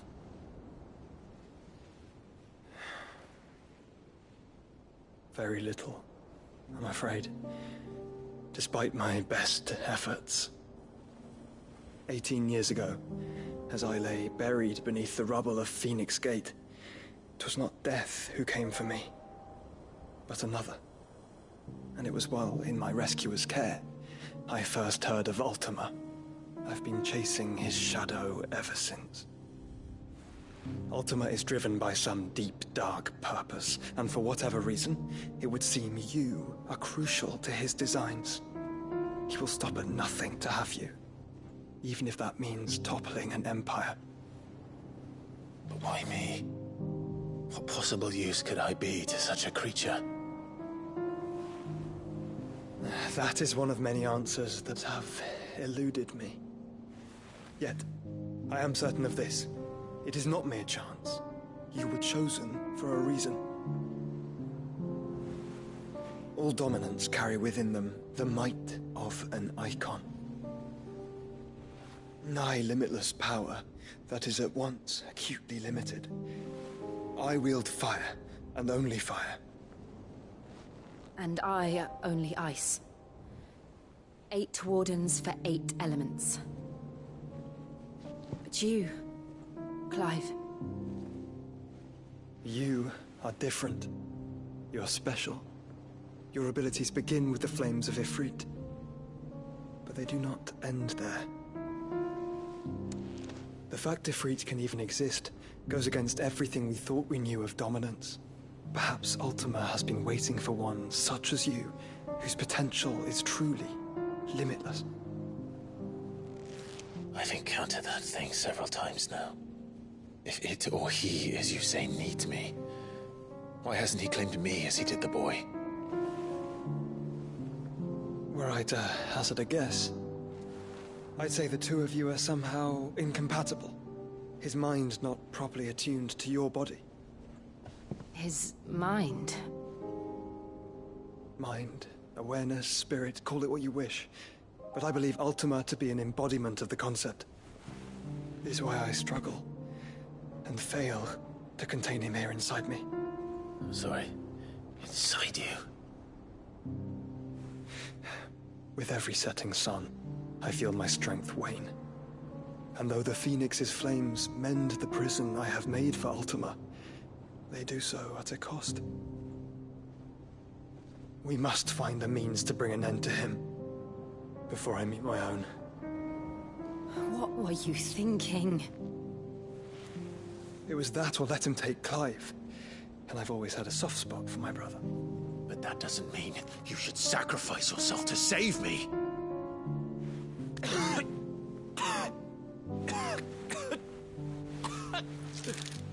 Joshua. Clive, it's Gav. There's an army of Akashic at the gates of Canver.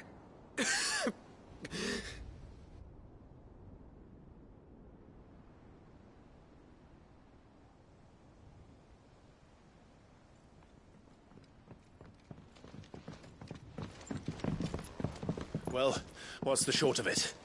I thought Tyre told you. The capital of the Free Cities is under siege by an army of monstrosities. The city guard are doing their best to stem the tide, but numbers ain't on their side. What of Lord Byron and Mid? Were they able to escape? No, but they're all right for now. They're hiding with Gav at midship. We have to get them out of there. And we shall. Otto, prepare a Stolas. Tell Gav to stay exactly where he is. Understood. Vivian, what's the swiftest route to the Free Cities? That sounds like a question for the map. Look here. This road, through Tabor, should provide the least trouble. Good. What a coincidence. Tabor is exactly where I'm bound. Joshua, bed is where you should be bound. You don't think I told him the exact same thing? Were Tyre not such a talented healer, I would surely have been inclined to agree. But, thanks to her ministrations, I feel I may safely rejoin my attendant, who was to wait for me in Tabor if we became separated. All right, we travel together. Clive. If he stays close to me, he'll be fine. Thank you, brother. I'll look after him.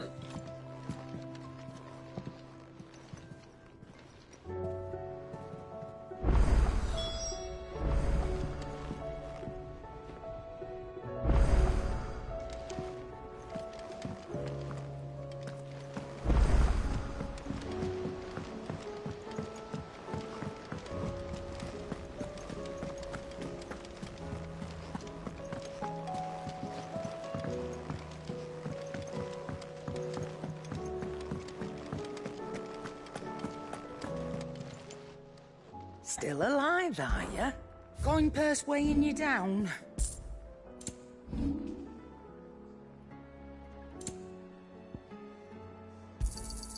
It'd better all be here.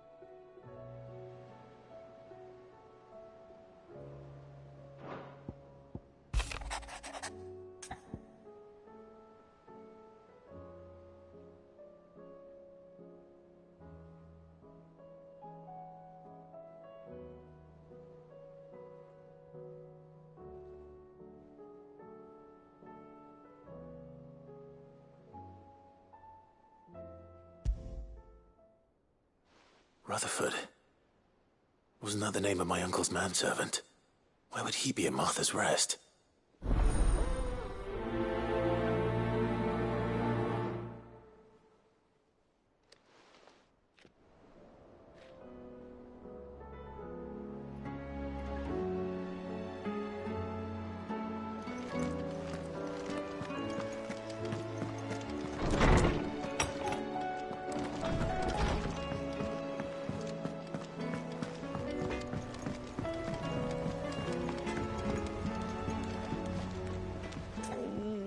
What am I gonna do?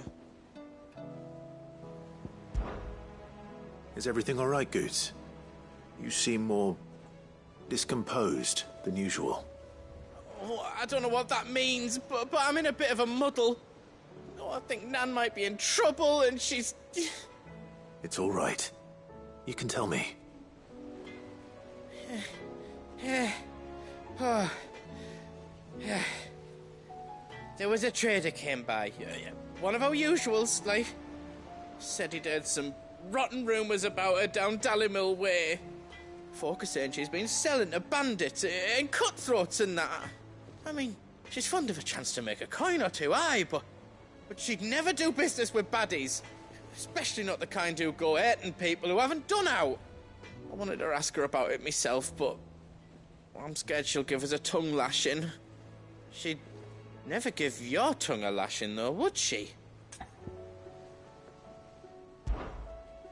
Don't worry. I'll speak to her. Oh, thanks, Clive. You'll let me know what she says, won't you? Of course. I'm sure it's all just a misunderstanding.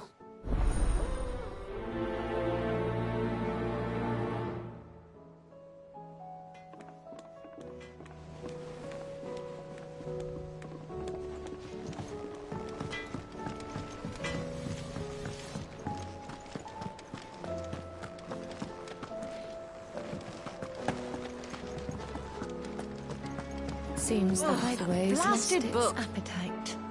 Here, you put me in this situation, Clive. You can bloody well get me out of it. I need a hand with a recipe. Are you sure it's me you're looking for? I'm not much of a cook. I'm all the cook will be needing, thank you very much. What I want from you is a little of your time, right? Oh, and perhaps your sword. You remember Ivan's stew, right? Well, despite the look of the thing, and that awful stench, people wolf it down. So I thought I'd try making one of these supposed masterpieces myself.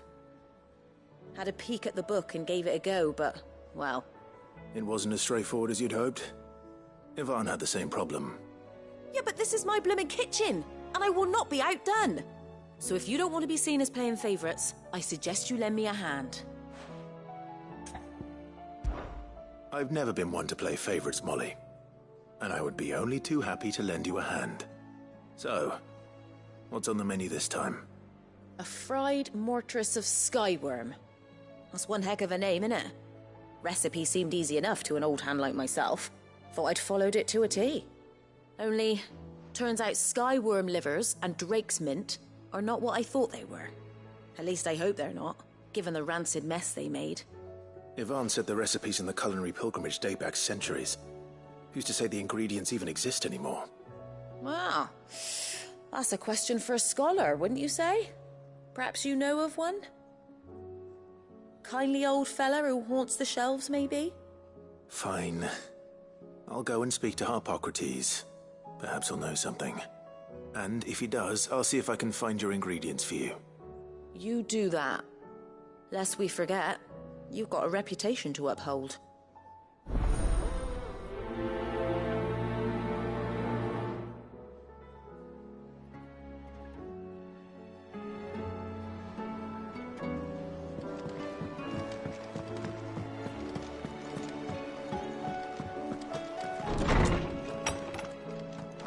Is a storm coming, Sid? Will there be thunder? Sid, perhaps you can help me solve a mystery. I can certainly try. Who's gone missing this time? It's not who, but what. Mid-scales, the ones she made for her workshop. I borrowed them to teach the little ones about weight, and shortly after the lesson, well, they vanished. My first thought was that they'd taken them off somewhere to play, but when I asked, they swore they had nothing to do with their having disappeared. Which almost certainly means they had everything to do with it.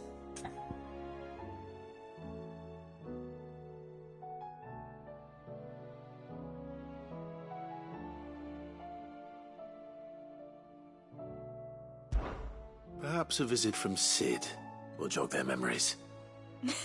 I think it just might. Thank you. I don't like to imagine that my pupils would lie to me. But if they have, I'll have no choice but to discipline them accordingly. They were in the atrium when I last saw them, as always.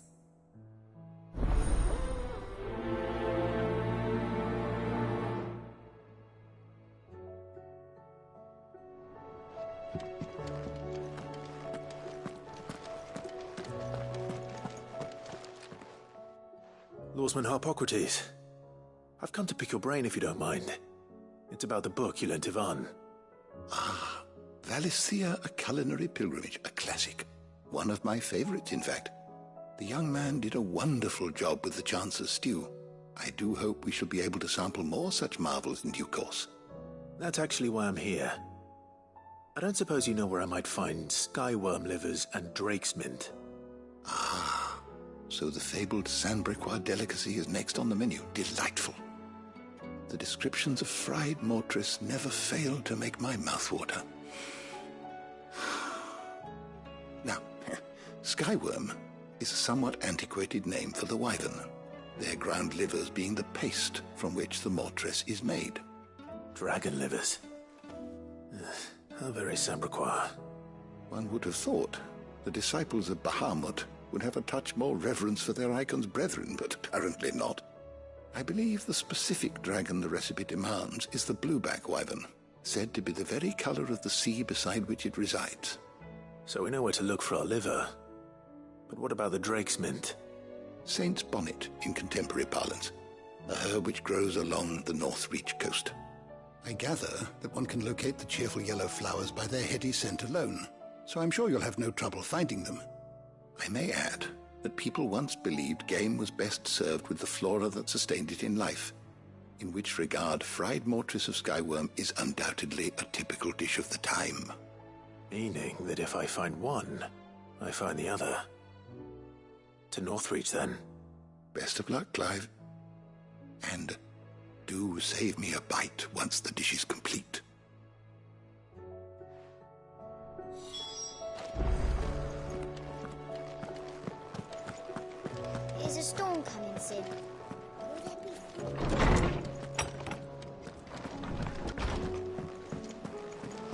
Seems the hideaway's lost its...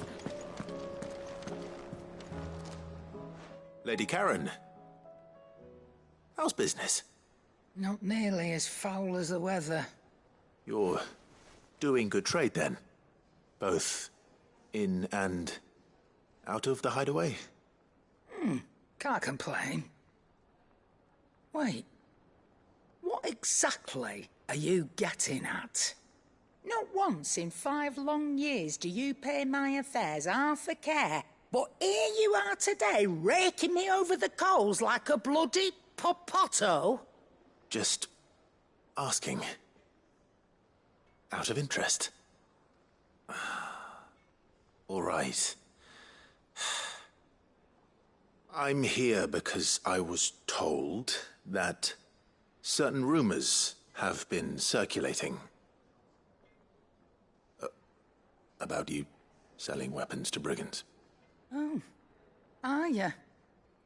And who was it who knows me so well as to tell tales of my evil exploits? I didn't exactly hear firsthand. All I know is that someone in Dalimil has been spreading word to that effect. And what? You believe it? You think I'm profiting off the blood of innocence, do you? Look, I've done things I'm not proud of. Might be there were a time when I turned a blind eye to the wretchedness of the world so I could line my pocket. But that woman is no more. And you'd know that if you'd ever paid the slightest bit of notice. You're right, Lady Karen. I apologize. It was wrong of me to doubt you. No, it was. Now, I reckon you've got better things to do than pointing your do-gooding finger at a poor old woman. Of course. Good day.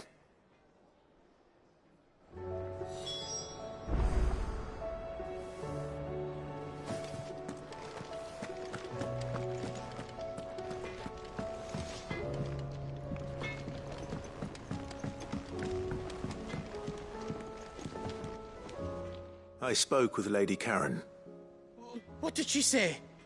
That the rumors were unfounded, and that I was a fool for thinking they might hold any truth, along with some other things that made her feelings clear. And while it sounds like she may have done things she regretted in her past, she says those days are behind her. Oh, well, that's good. I knew Nan wasn't caught up in out bad. But why would people say she was? What did she ever do to them? It's not right. No, it's not. But people do things for all sorts of reasons. Perhaps we'll never know. Well, I'm going to find out. That trader, he said they were all talking about her in Dalimil. So that's where I'm going. I'll find someone who'll tell me, you'll see. Are you sure that's wise? Whoever's spreading these rumors means Karen ill. Oh, right. But that's why you'll be coming with me, isn't it, Clive? I suppose it is.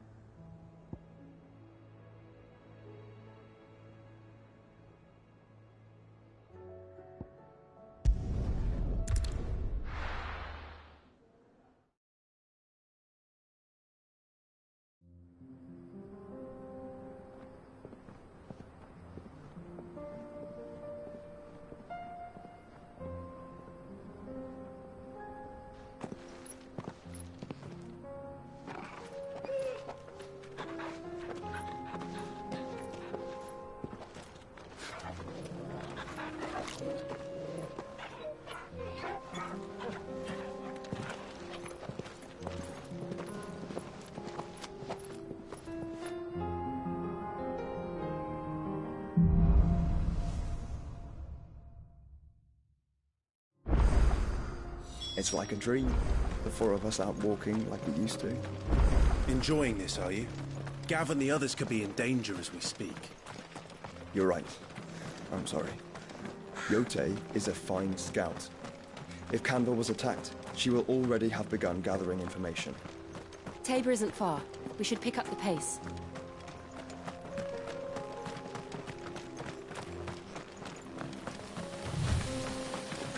We can use the ruins to cross the ravine. Assuming they will allow it. The Echoes have a will of their own.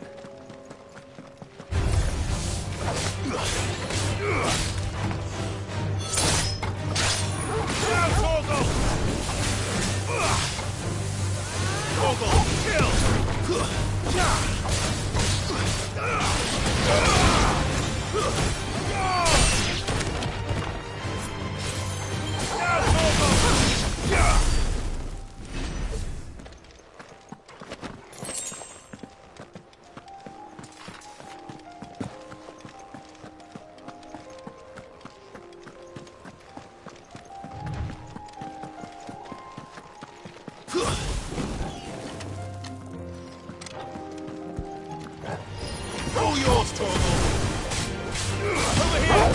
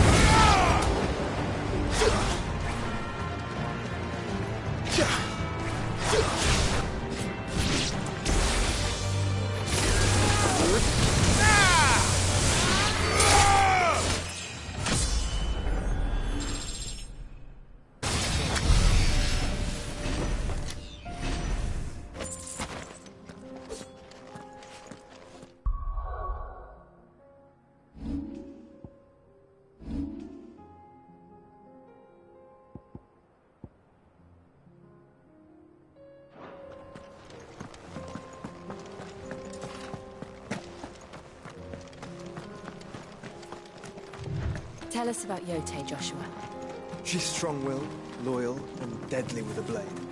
Much like Clive, but with better manners.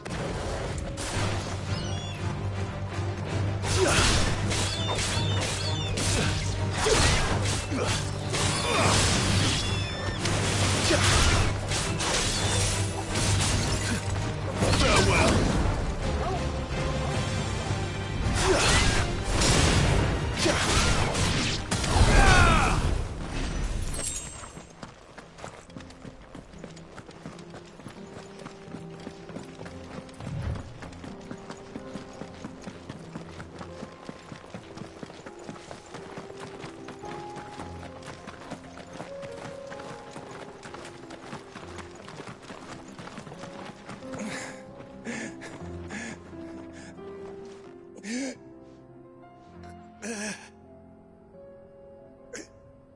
You're injured. What happened here? Where are your comrades? Ether flood. Up ahead. It swallowed our camp while we slept. My own men did this. Turned. Every last one of them. There's a village not far from here. Tabor. The people were kind to us. It's only a matter of time before they won't stand a chance. We can't let those monsters reach the...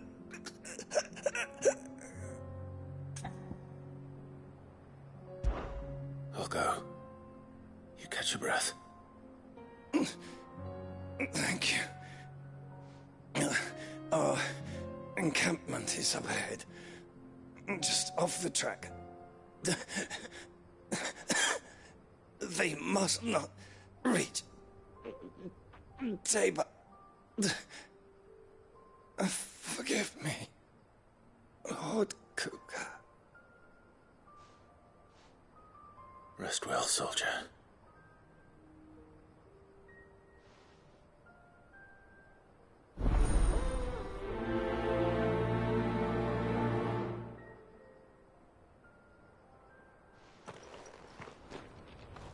You said the encampment was close.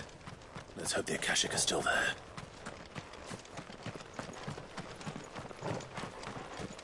Another ether flood.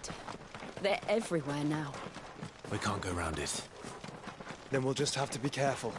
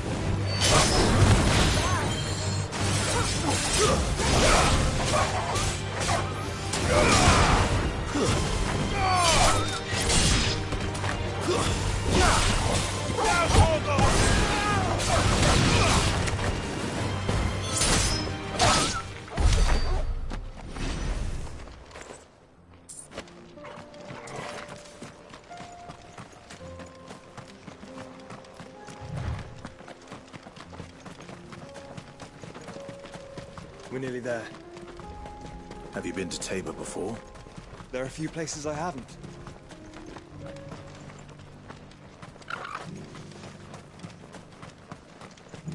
Where now, Joshua? There is a residence just inside the city gates. She awaits us within.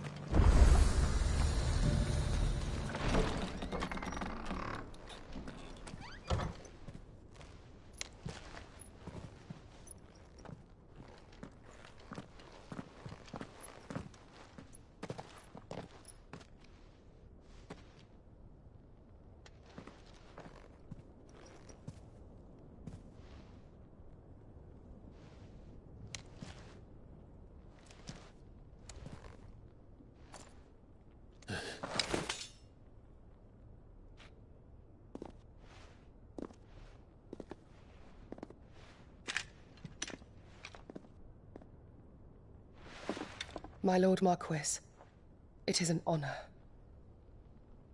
I am Yote, Knight of the Undying, charged with the protection of His Grace Joshua Rosfield, Keeper of the Flame of the Phoenix. Of course. It all makes sense now. Would you care to elaborate? The Undying are loyal servants to the ducal throne. Or more specifically, to its heir. They have served our family for generations, albeit from the shadows. Since their inception, they have been tasked with the preservation and enactment of the rites of ancestral communion. After the events at Phoenix Gate, it was the Undying who delivered me to safety. And since the day I left Rosaria, Yote has been my constant companion and protector.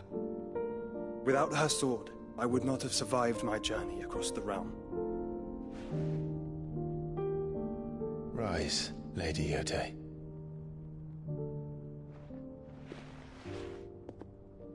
You saved my brother. I owe you a debt I can never repay. I but did my duty. Come now. Tell us what you've discovered.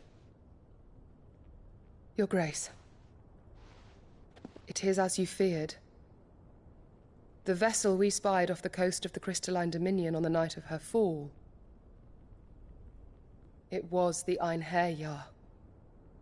Beyond any doubt. The Black Galleon.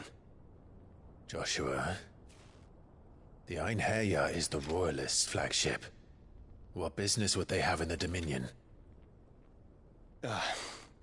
Upon learning of Waloed's involvement in recent events at Drake's Fang, I sensed the malign influence of Ultima, and bid Yote and the Undying look into the matter.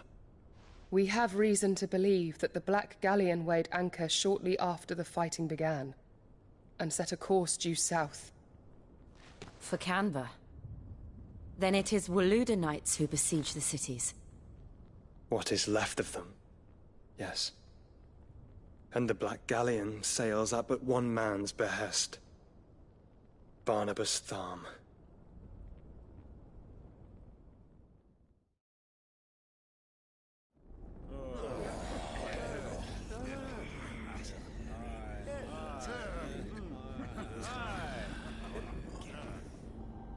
But are we truly safe here in the Agora? The city guard have been paid, if that's what you're implying. All the more reason for them to run. Well, you are free to leave, Lord Minister. Markets abandoned, warehouses aflame, blackened hulls choking every port in the capital. Canva is ruined. The realm teeters on the brink of chaos, and all you can think about is commerce! Forgive us. We were not aware Dhalmekia now subsisted on charity. Not quite. How dare you!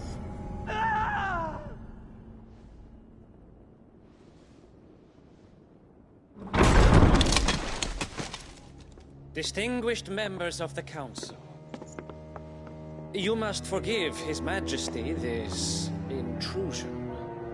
What is the meaning of this? A trifle crowded, but I fear it will have to serve, my liege. Very well. My colleagues, do you not see? The king! He has come to save us from the Akashic!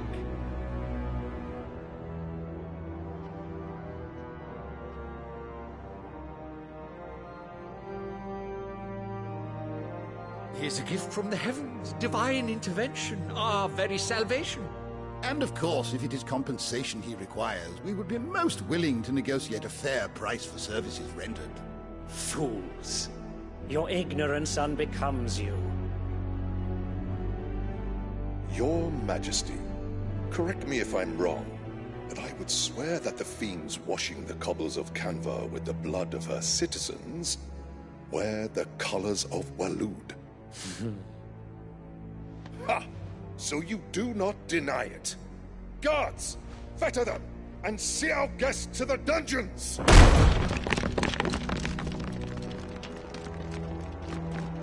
Enough.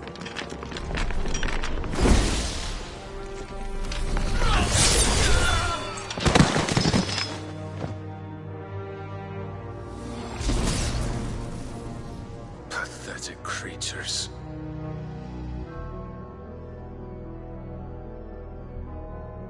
That you should imagine yourselves worthy of salvation. The girl is still here, somewhere in the city. Her consciousness fair dripping with her late father's hubris. A consciousness to which Mythos is inextricably bound and inexorably drawn. See that he is made welcome. Yes, Your Majesty. Come, Mythos. Surely the prince's light cannot have sated you.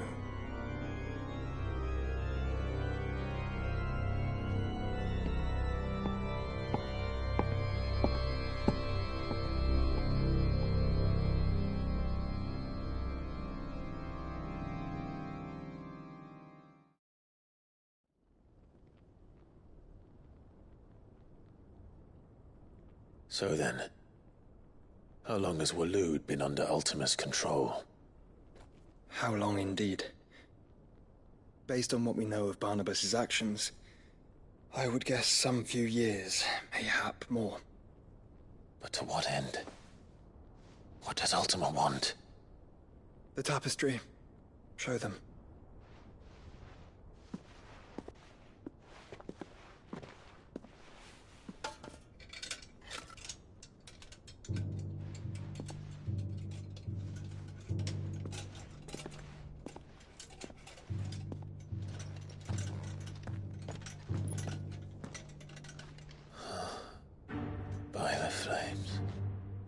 Phoenix Gate, Drake's Breath, and now here. But what is it? It is old, ancient, even. Naught remains of the faith it represents, save what can be gleaned from the image itself. None could tell me what the one in the apothecary meant, even the Undying. But I believe it may be the key to discerning Ultima's purpose. That figure in the center, the one beneath whom the icons congregate, that I believe to be Ultima. He is a god, or at least godlike, his very existence beyond our ken. The icons, and by extension their dominants, are meant to be his subjects, and while some, like Barnabas, have accepted this role, others have rejected it. Like you, Clive, which is rather inconvenient, as it appears he needs you most of all. And gods don't like to be disobeyed. No, I don't suppose they do. Clive, may I tell Yote of the lake? By all means. Yote, I will be accompanying my brother to the Free Cities. Whilst we are afield, I would have you watch over those Clive has made his wards. Omielos delan tuisag ilith. Though well concealed, the hideaway lacks trained fighters to defend its occupants should they be discovered. But it is my duty to... As it has ever been my brother's duty, remember. If that is your wish, Your Grace. But please be safe. If aught were to befall you, You have my word.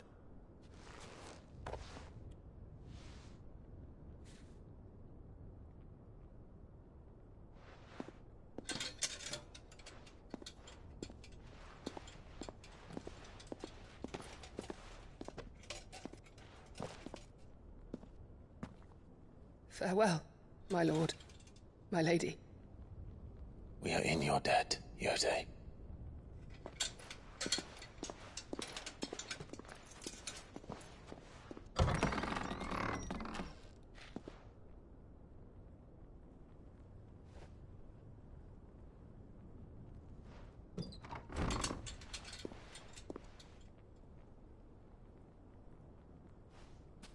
Let's find our friends.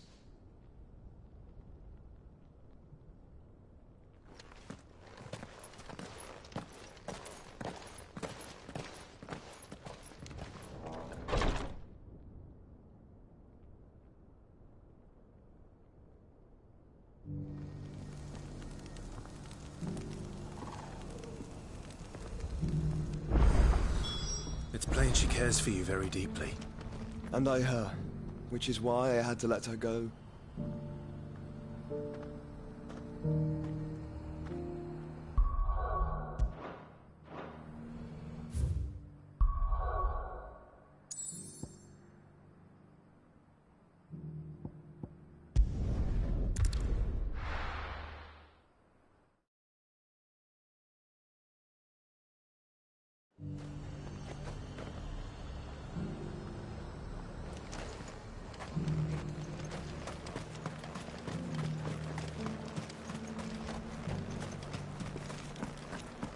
There were ghosts at the gates not days ago.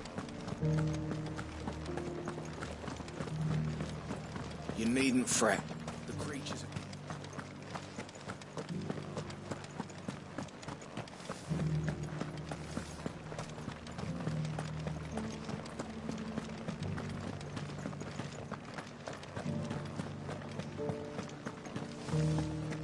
To the meadows, then.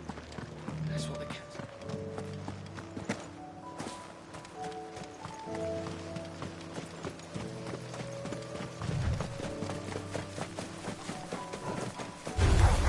This might take a while.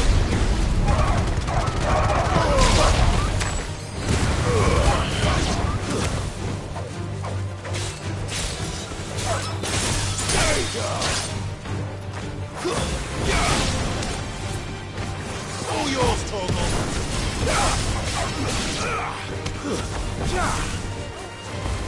Enough.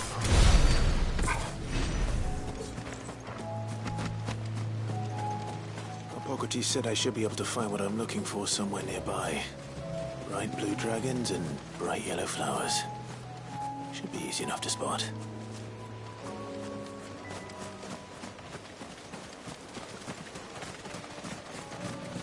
Have care. This must be our wyvern. Right. Let's get this over with.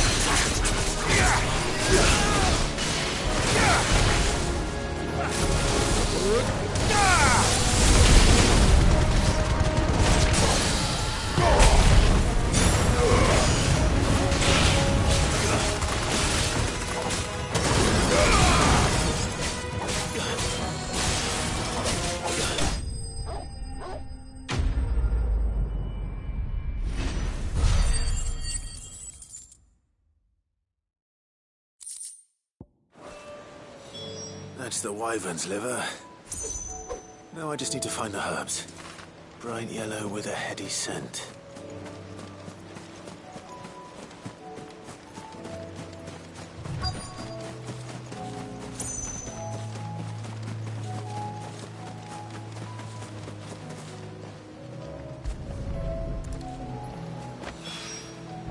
I think that's everything Molly needs to resurrect her recipe. Better head back.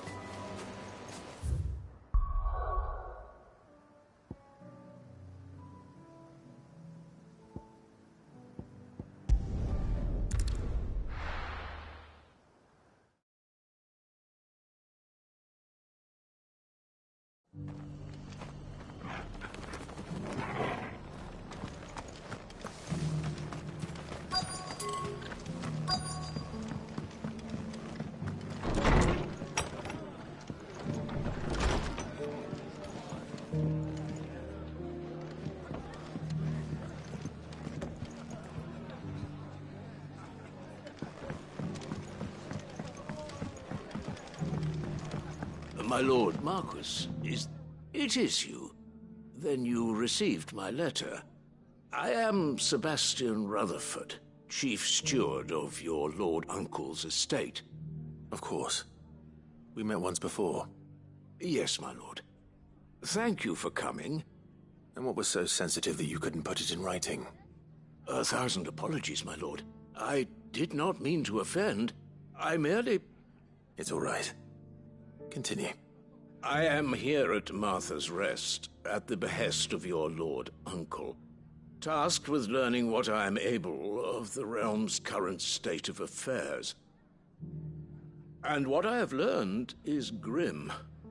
The fall of the Mother Crystals has left Storm in a state of utter disarray. The subsequent darkening of the heavens has only made things worse. Akashic attacks, once unthinkable, are now commonplace. The gears of governance have ground to a halt, and without a steady hand on the tiller, the realm threatens to drift into utter chaos.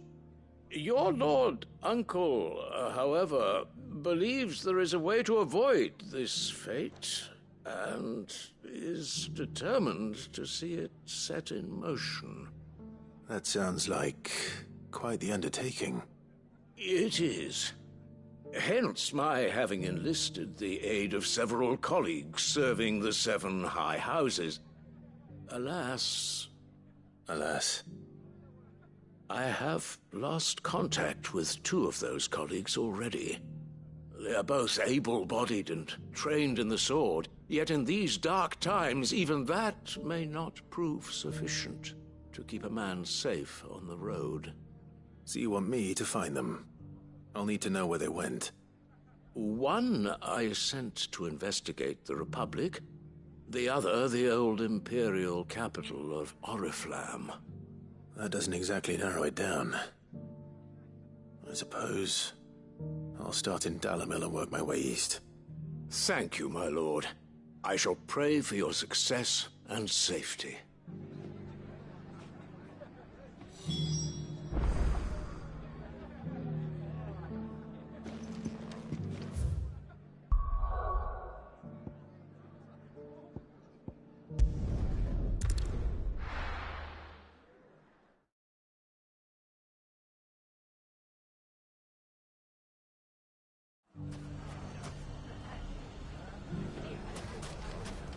It's not going to be easy finding one man in an entire republic. Let's hope someone here's seen something. It shouldn't be too hard to find goods. The gentleman of the town guard.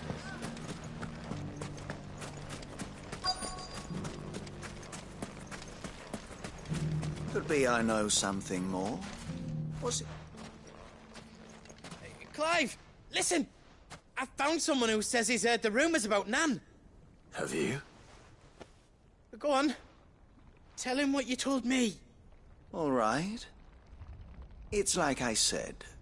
A wizened old crone by the name of Karen's been selling steel to whoever will pay her price, be they knight or knave. Says the more swords and spears she puts in people's hands, the more war they'll wage. And the more war being waged, the more call for swords and spears. And who will they all turn to keep them in steel? Why, the good Reaper herself. And you've seen this Reaper at work? Aye, it just so happens I have. You'll find her right here plying her trade most days. Here in Dalimil? Where exactly? She has a stall here in the market, but if you're not the patient type, you can probably find her at her storehouse on the edge of town. But it'd be a bolder man than me that braved that particular nest of vipers. Feeling bold, traveler? I hope so, for your sake. Now, if that's all, I have places to be. Sorry to have kept you.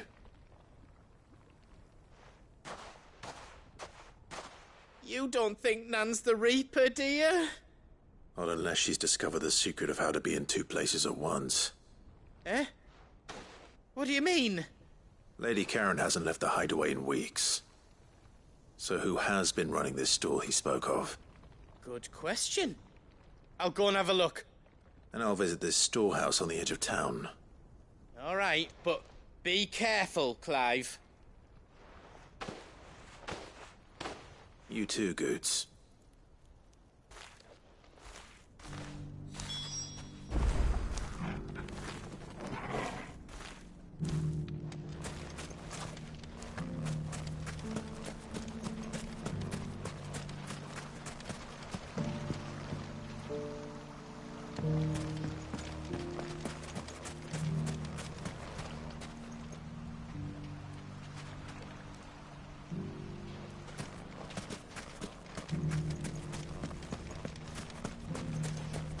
Finest sell swords in store.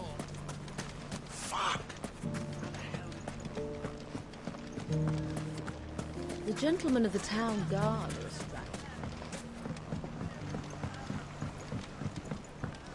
what a mess.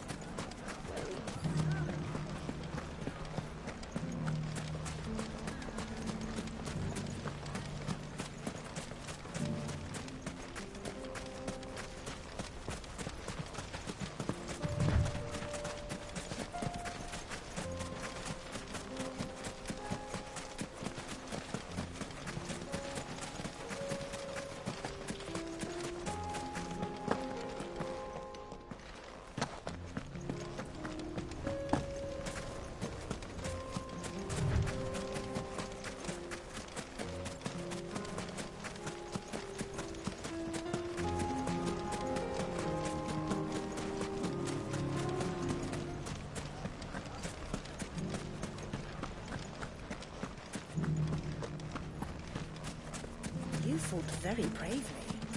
The safety of the town is in our hands.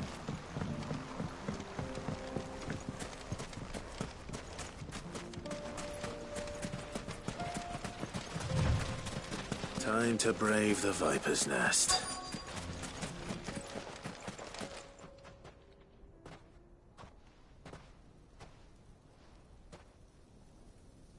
Just you, is it? Thought I might have laid it on a bit thick. It was a fairly unconvincing tale. So, what now? That's up to you.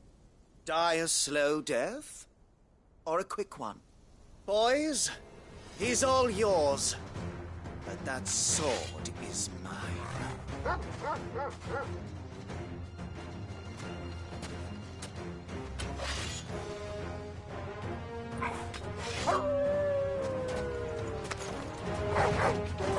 Leave now and we can pretend this didn't happen. Fire and flame!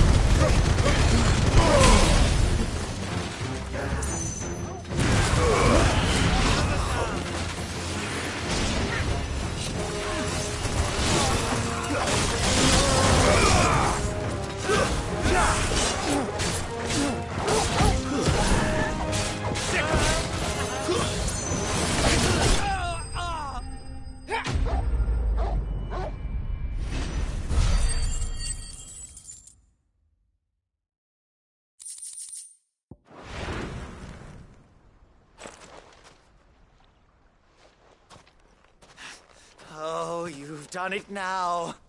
Go on. Tell me what I've done. When the Borgwyn finds out you've killed his men, he'll have your head. He only wanted that bull of a manservant, the dim one always clinging to Karen's skirts. You weren't even supposed to be here. Who the hell are you anyway? What were you going to do to him? The Borgwyn wanted him to get to Karen. I was only supposed to point the lamp in the right direction once he arrived in Dalamil. But then you turned up. Well, go on then. If you're going to end me, end me. You're not worth the effort. Now be gone, before I change my mind. Fucking coward! I need to find Goods. Right now.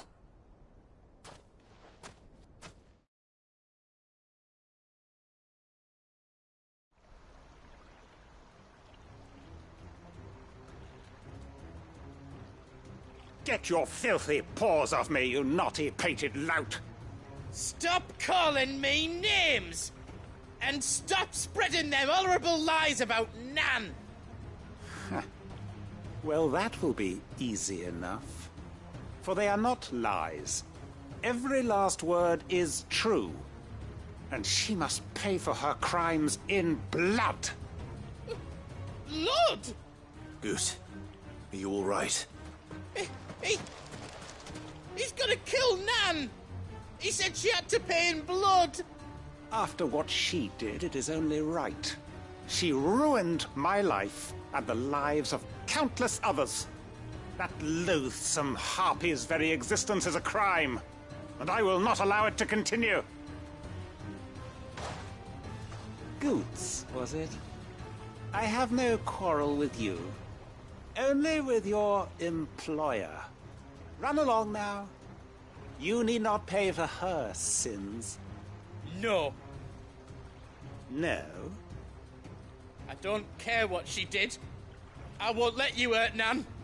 Promise me you won't hurt her, or I'll kill you myself! Goots, no. Enough, all of you! Karen. But how did you? You're a sight less clever than you think you are, the pair of you. Did you think I wouldn't notice the two of you slinking off together? Well, the whole thing got me thinking, who in Dalimil might bear me a grudge? And a certain snivelling shit I ran afoul of in my fairy years came to mind.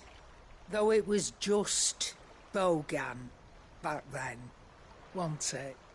I thought the years might have taught you some sense, but I see you're the same pants-pissing craven you've always been. What was it we called you? Wet legs. You bitch! Everything that happened, it was all your fault! And now you'll finally pay for what you did to me!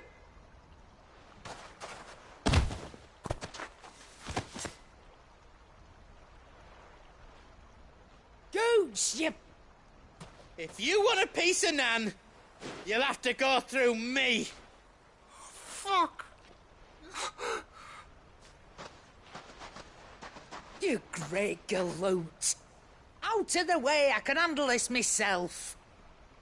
So, wet legs, you remember what you told me when we last met? An eye for an eye. Wise words, Sam. Wise words. And now, it's time to collect.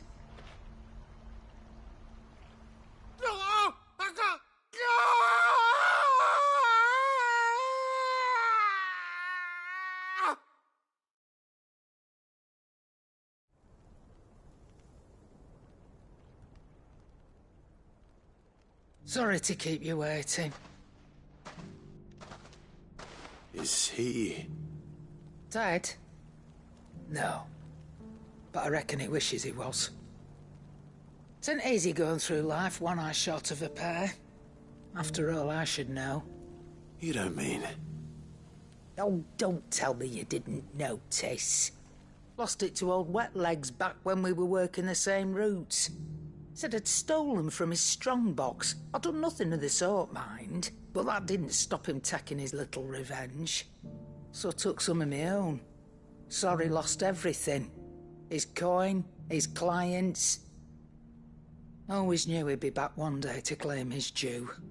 But he crossed a line dragging poor Goots into this. He didn't hurt you, did he? No, Nan. Still got all my arms, see? Legs too. But what if he comes back again? What if he does? First we take the other eye, then we work our way down.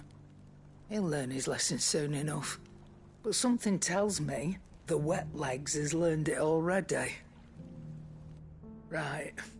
Let's get you back to the hideaway. You've attracted quite enough attention already. Ta-ra, Clive. Remind me never to cross you, Karen.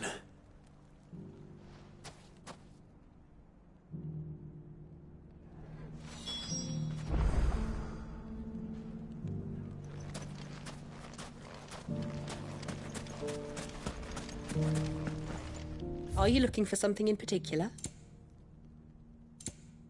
Thank you for your custom.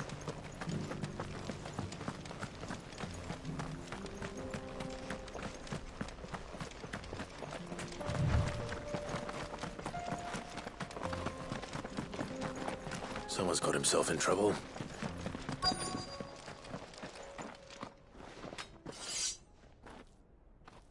I don't see your master here, so you can start by giving us all the coppers in your purse. I already told you, I have nothing. Then maybe we'll take that pretty outfit and the steel you're wearing. Please! These men are trying to rob me! I'll deal with this. Thank you. You that one's master, then? If you'd kindly pay the coin he owes us, we can pretend you didn't draw your blade on Republican soldiers. Or you can go back to your garrison and I won't report you to your captain. Oh, you're more than welcome to. He hasn't had many visitors since we slit his throat.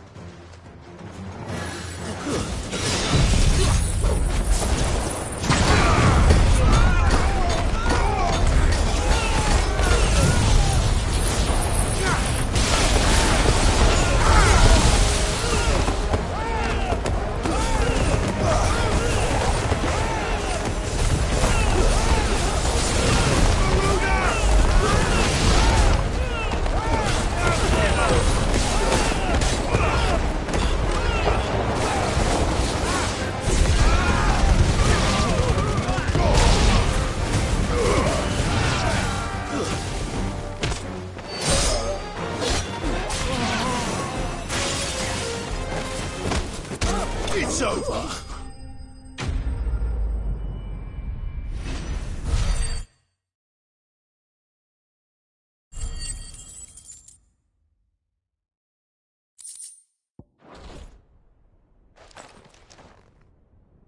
I'd expect as much from Hugo's faithful, but these were men of the fist. Much has changed in the Republican army since they lost their rock. You've seen this kind of thing before, then? Many times. I was sent here to observe the situation. You're one of Rutherford's men. He sent me to look for you. Well, then you have my thanks. I fancy I could defend myself against one, perhaps two, but a whole regiment. I arrived in Dalimil several days ago, but when I called upon the captain of the local garrison to make inquiries, his men confiscated my effects and locked me in a cell. The captain is no more, and his men make the rules now. Fortunately, I was able to bribe my way free, only to be stopped again by those soldiers you so kindly dispatched. What of the Fist's central command? Surely they wouldn't allow such lawlessness amongst their ranks. I would imagine they are unaware of it. Most of the army has fallen back to the capital and hunkered down behind her walls. Those who weren't recalled now rule the fringes unchecked, answering to no one but themselves. Then it's worse than we imagined. You should return to Rosaria. It's not safe here. I'll find a caravan heading north. You won't mind if I borrow one of these soldiers' coin purses?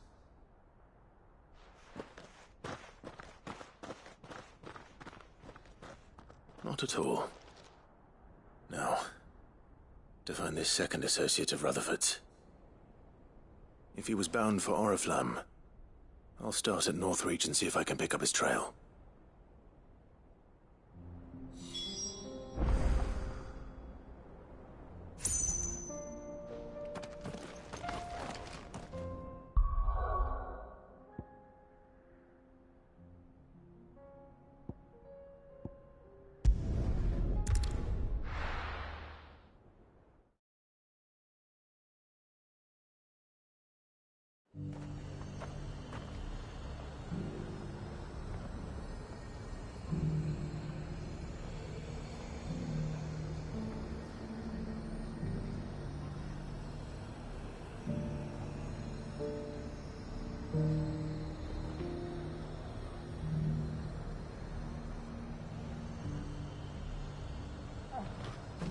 There's a lot of road between here and the capital. Rutherford's man could be anywhere.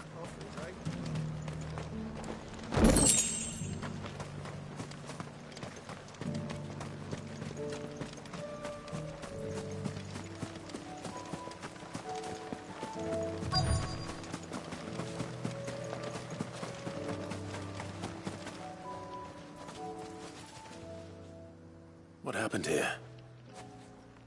If you're with the others, they've already relieved me of my belongings. I'm not. I'm looking for someone who was sent here by a man named Rutherford. Then you found him.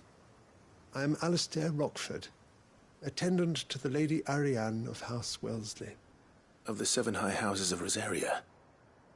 It's been a long time since last I saw my great-aunt. Is she well? My Lord Marquis? Yes. Yes, she is. The Lady Dowager has granted me leave to assist your Uncle Stuart. I was on my way back from the old capital when I saw some villagers being robbed on the road here. Bandits? They looked more like field hands, but it didn't matter in the end. I did what I could to help the victims, but all it earned me was a pommel to the temple. Which way did they go? South, toward the gate. All right. I'll take care of them. Founder knows I've met enough of their kind. You head back to Northreach, visit the Vale, tell them I sent you. Thank you. I shall. Founder be your shield.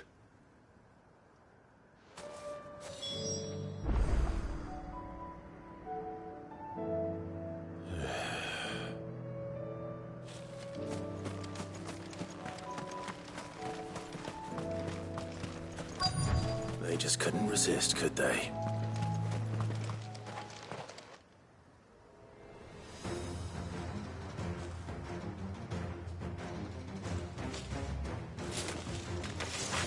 This one's ours, pretty boy.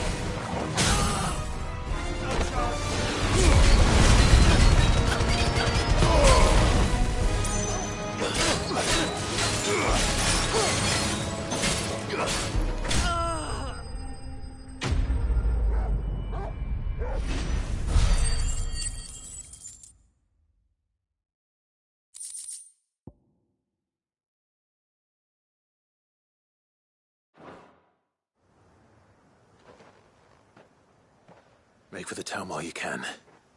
There may be more bandits nearby. You don't need to tell me twice. Many thanks, traveler. This looks to be all of them. I thought I told you to make for the Vale. And stand by as ill might befall the heir to the ducal throne. It's just Clive, and I'm fine. Which is more than can be said for you. I will survive. Strange that the garrison wouldn't intervene in such a brazen attack so close to their gates. The garrison have their hands full inside the city. Some days they don't even send out patrols. There are few hands left to work the fields, and even fewer to transport the grain.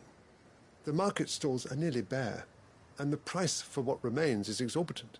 It's not uncommon to see a fight break out over a crust of bread. When I said the ones who attacked me didn't have the look of bandits, I meant it. They were probably just desperate. Rockford, listen to me. If you are to continue your investigation, you first need to seek the attention of a healer. Of course. I shall return to Northreach right away. But allow me to thank you first. Had you not happened along, Don't thank me. Thank Rutherford. It was he who sent me. I suppose he'll be wondering where I've got to. I shall send a Bistolus as soon as I'm able. Good day.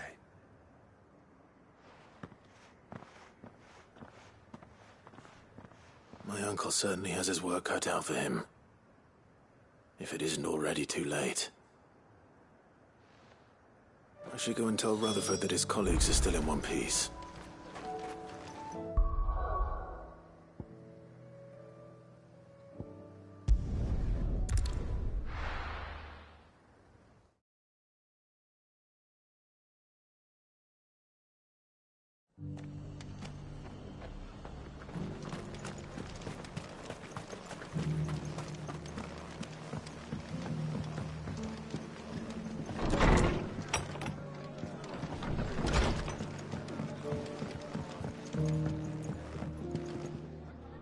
I see you're still here.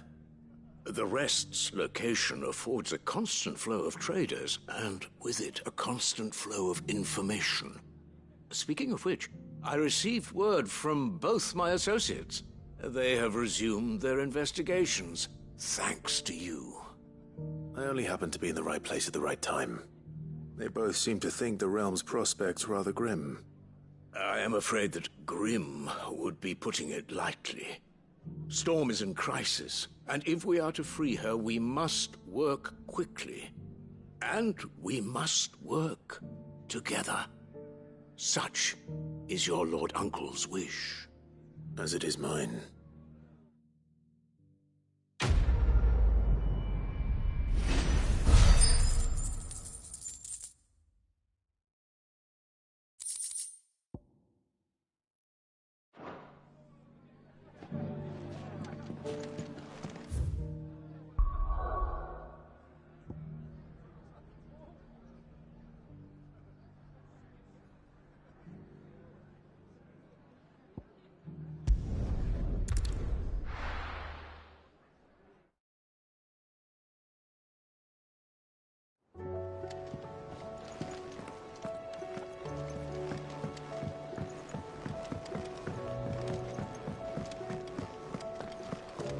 Seems the hideaway's lost its appetite.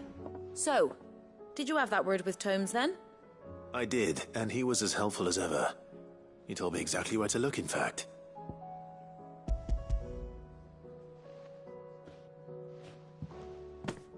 And what precisely will I be cooking up? Or is it better not to know? Blueback wyvern liver. And, a herb known as Saint's Bonnet. Ah, wyvern livers, was it? Well, at least it weren't actual worms, I suppose. Now then, you stay right where you are. I've got some cooking to do. Let's hope these grand old chefs of yore knew what they were on about.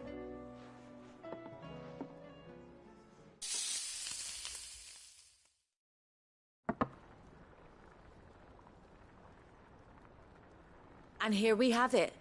Fried mortress of skyworm. Ivan's offered to make sure it's fit for consumption. Well, I say offered. He as good as begged. And rightly so. Is there any higher honor than partaking in a slice of culinary history?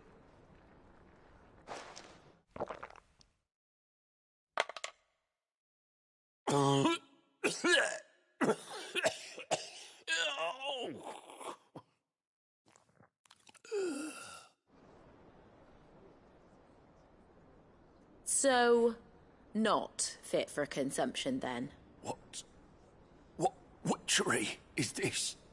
The crackle of the crust gives way to an almost violent richness. Yet, it is the piquant kiss of the Saint's Bonnet that tames this savage dish. It is a tour de force. A force of nature, even. A maelstrom of flavour and sensation. A graceful beast emerging from centuries of slumber. I think he likes it. Well, I can't quite tell with all that nonsense he's talking. but I reckon you might be right. It was decent then, I take it. Decent? It's remarkable. And I defy any man to say a word to the contrary. Sid, might I suggest that you command a party of your finest men and women to procure a dozen blueback wyverns forthwith? I'll give it some thought.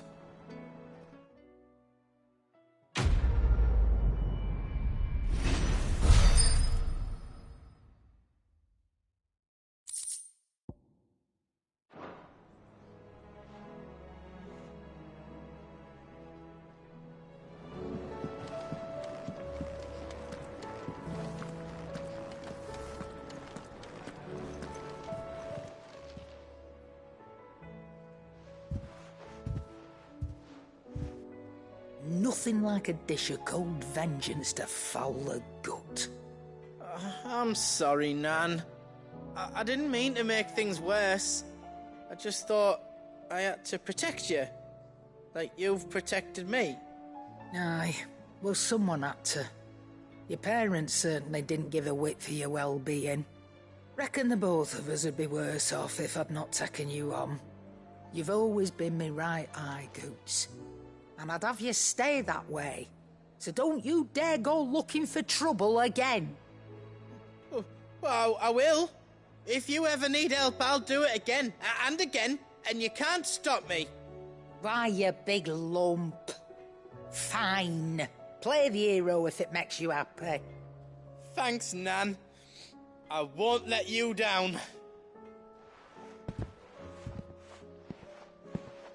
There's nothing he wouldn't do for you. That's as maybe.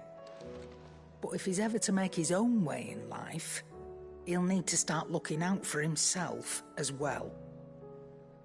Till then, he'll need people to watch his back, just like you did in Dalamil. Don't think I didn't appreciate that. Of course. His family. Stop it. You make me one good eye, mister. I don't go thinking that'll do you any favours.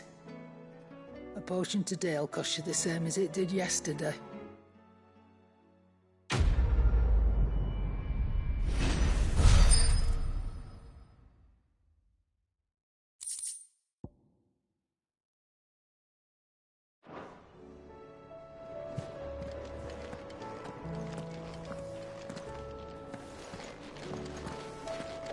Did you see the pair that got hauled into tires?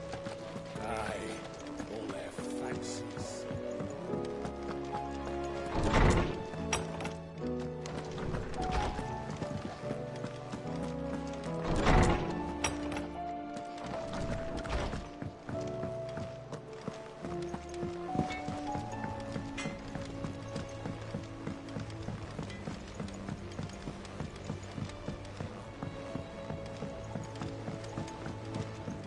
I heard the Emperor was impaled on his pole.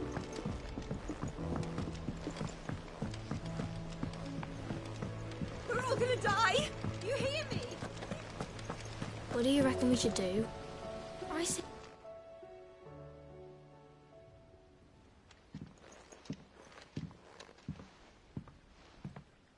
Sid! Hard at your studies, I see. And what is that? It's not a set of scales, is it? No. Of course it isn't. Well, not anymore, it's not. Oh! And just how long hasn't it been one? We're sorry. But we didn't break them. We dismembered them. Just like Miss Mididol showed us. Miss Mididol? And why would she have you dismembering her creations? Because that's the only way to become a ninja-near. Miss Mididol said, the best way to see how something worked is to take it apart and put it back together again. Well, then your work is already half done. Carry on. About that. The taking apart was easy enough, but it's the putting back we can't work out. Speak for yourself. The heavy thing goes at the bottom. Then...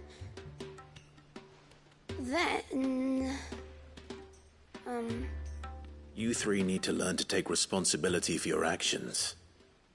So let's have a look at these parts with fresh eyes, shall we?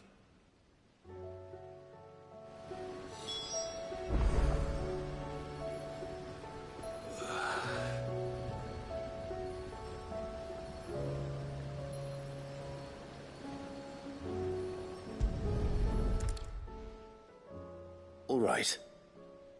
Everything here was once part of Miss Midadol's scales. Every piece has its own role to play, and each is just as important as the others. If even one of them is missing, the scales won't work. So let's think about what those roles might be. You already know one of the pieces. The body. This is... Oh, good.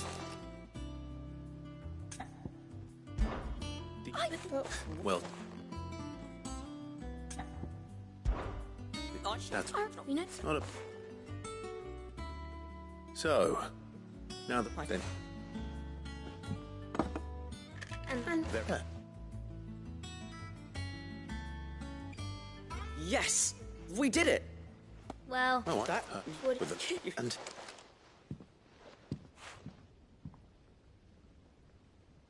Hey, look! We never used the cogwheel. You don't think Sid forgot about it, do you?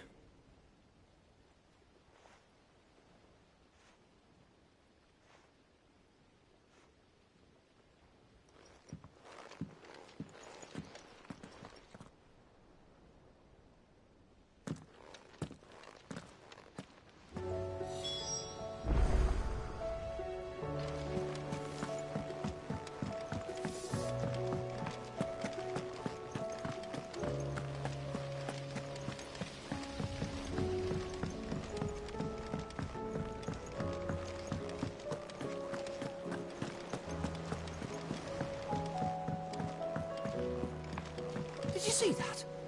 Tell me you saw that.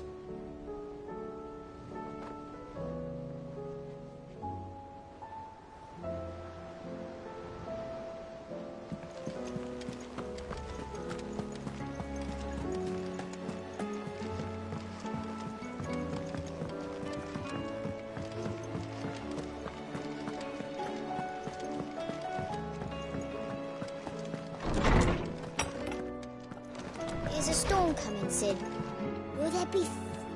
Well, did you solve the mystery? It was as you thought. The children had the scales, or the parts of them at least. They dismantled them to see how they worked. Oh, no, Mid will have my head. Thankfully she won't.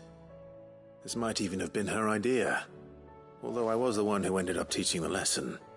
I'm so sorry, Sid. I know how busy you are. I shall see that the children are properly punished. Please, there's no need. Mid seems to have taken the three of them under her wing.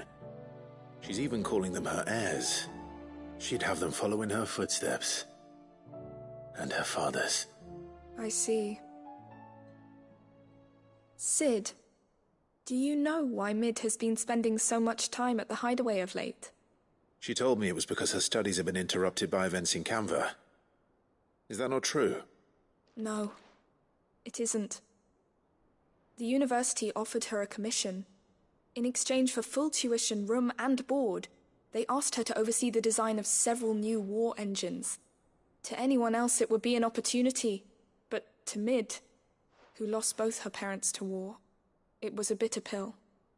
One she was none too keen to swallow. But that should come as no surprise. She's only ever cared about bringing people hope. The very last thing war can be said to do. Which explains her heirs. She's working to give them a better life. And so should I. What's the odd engineering lesson? Oh, you've given them far more than that. And I'm sure they're very grateful.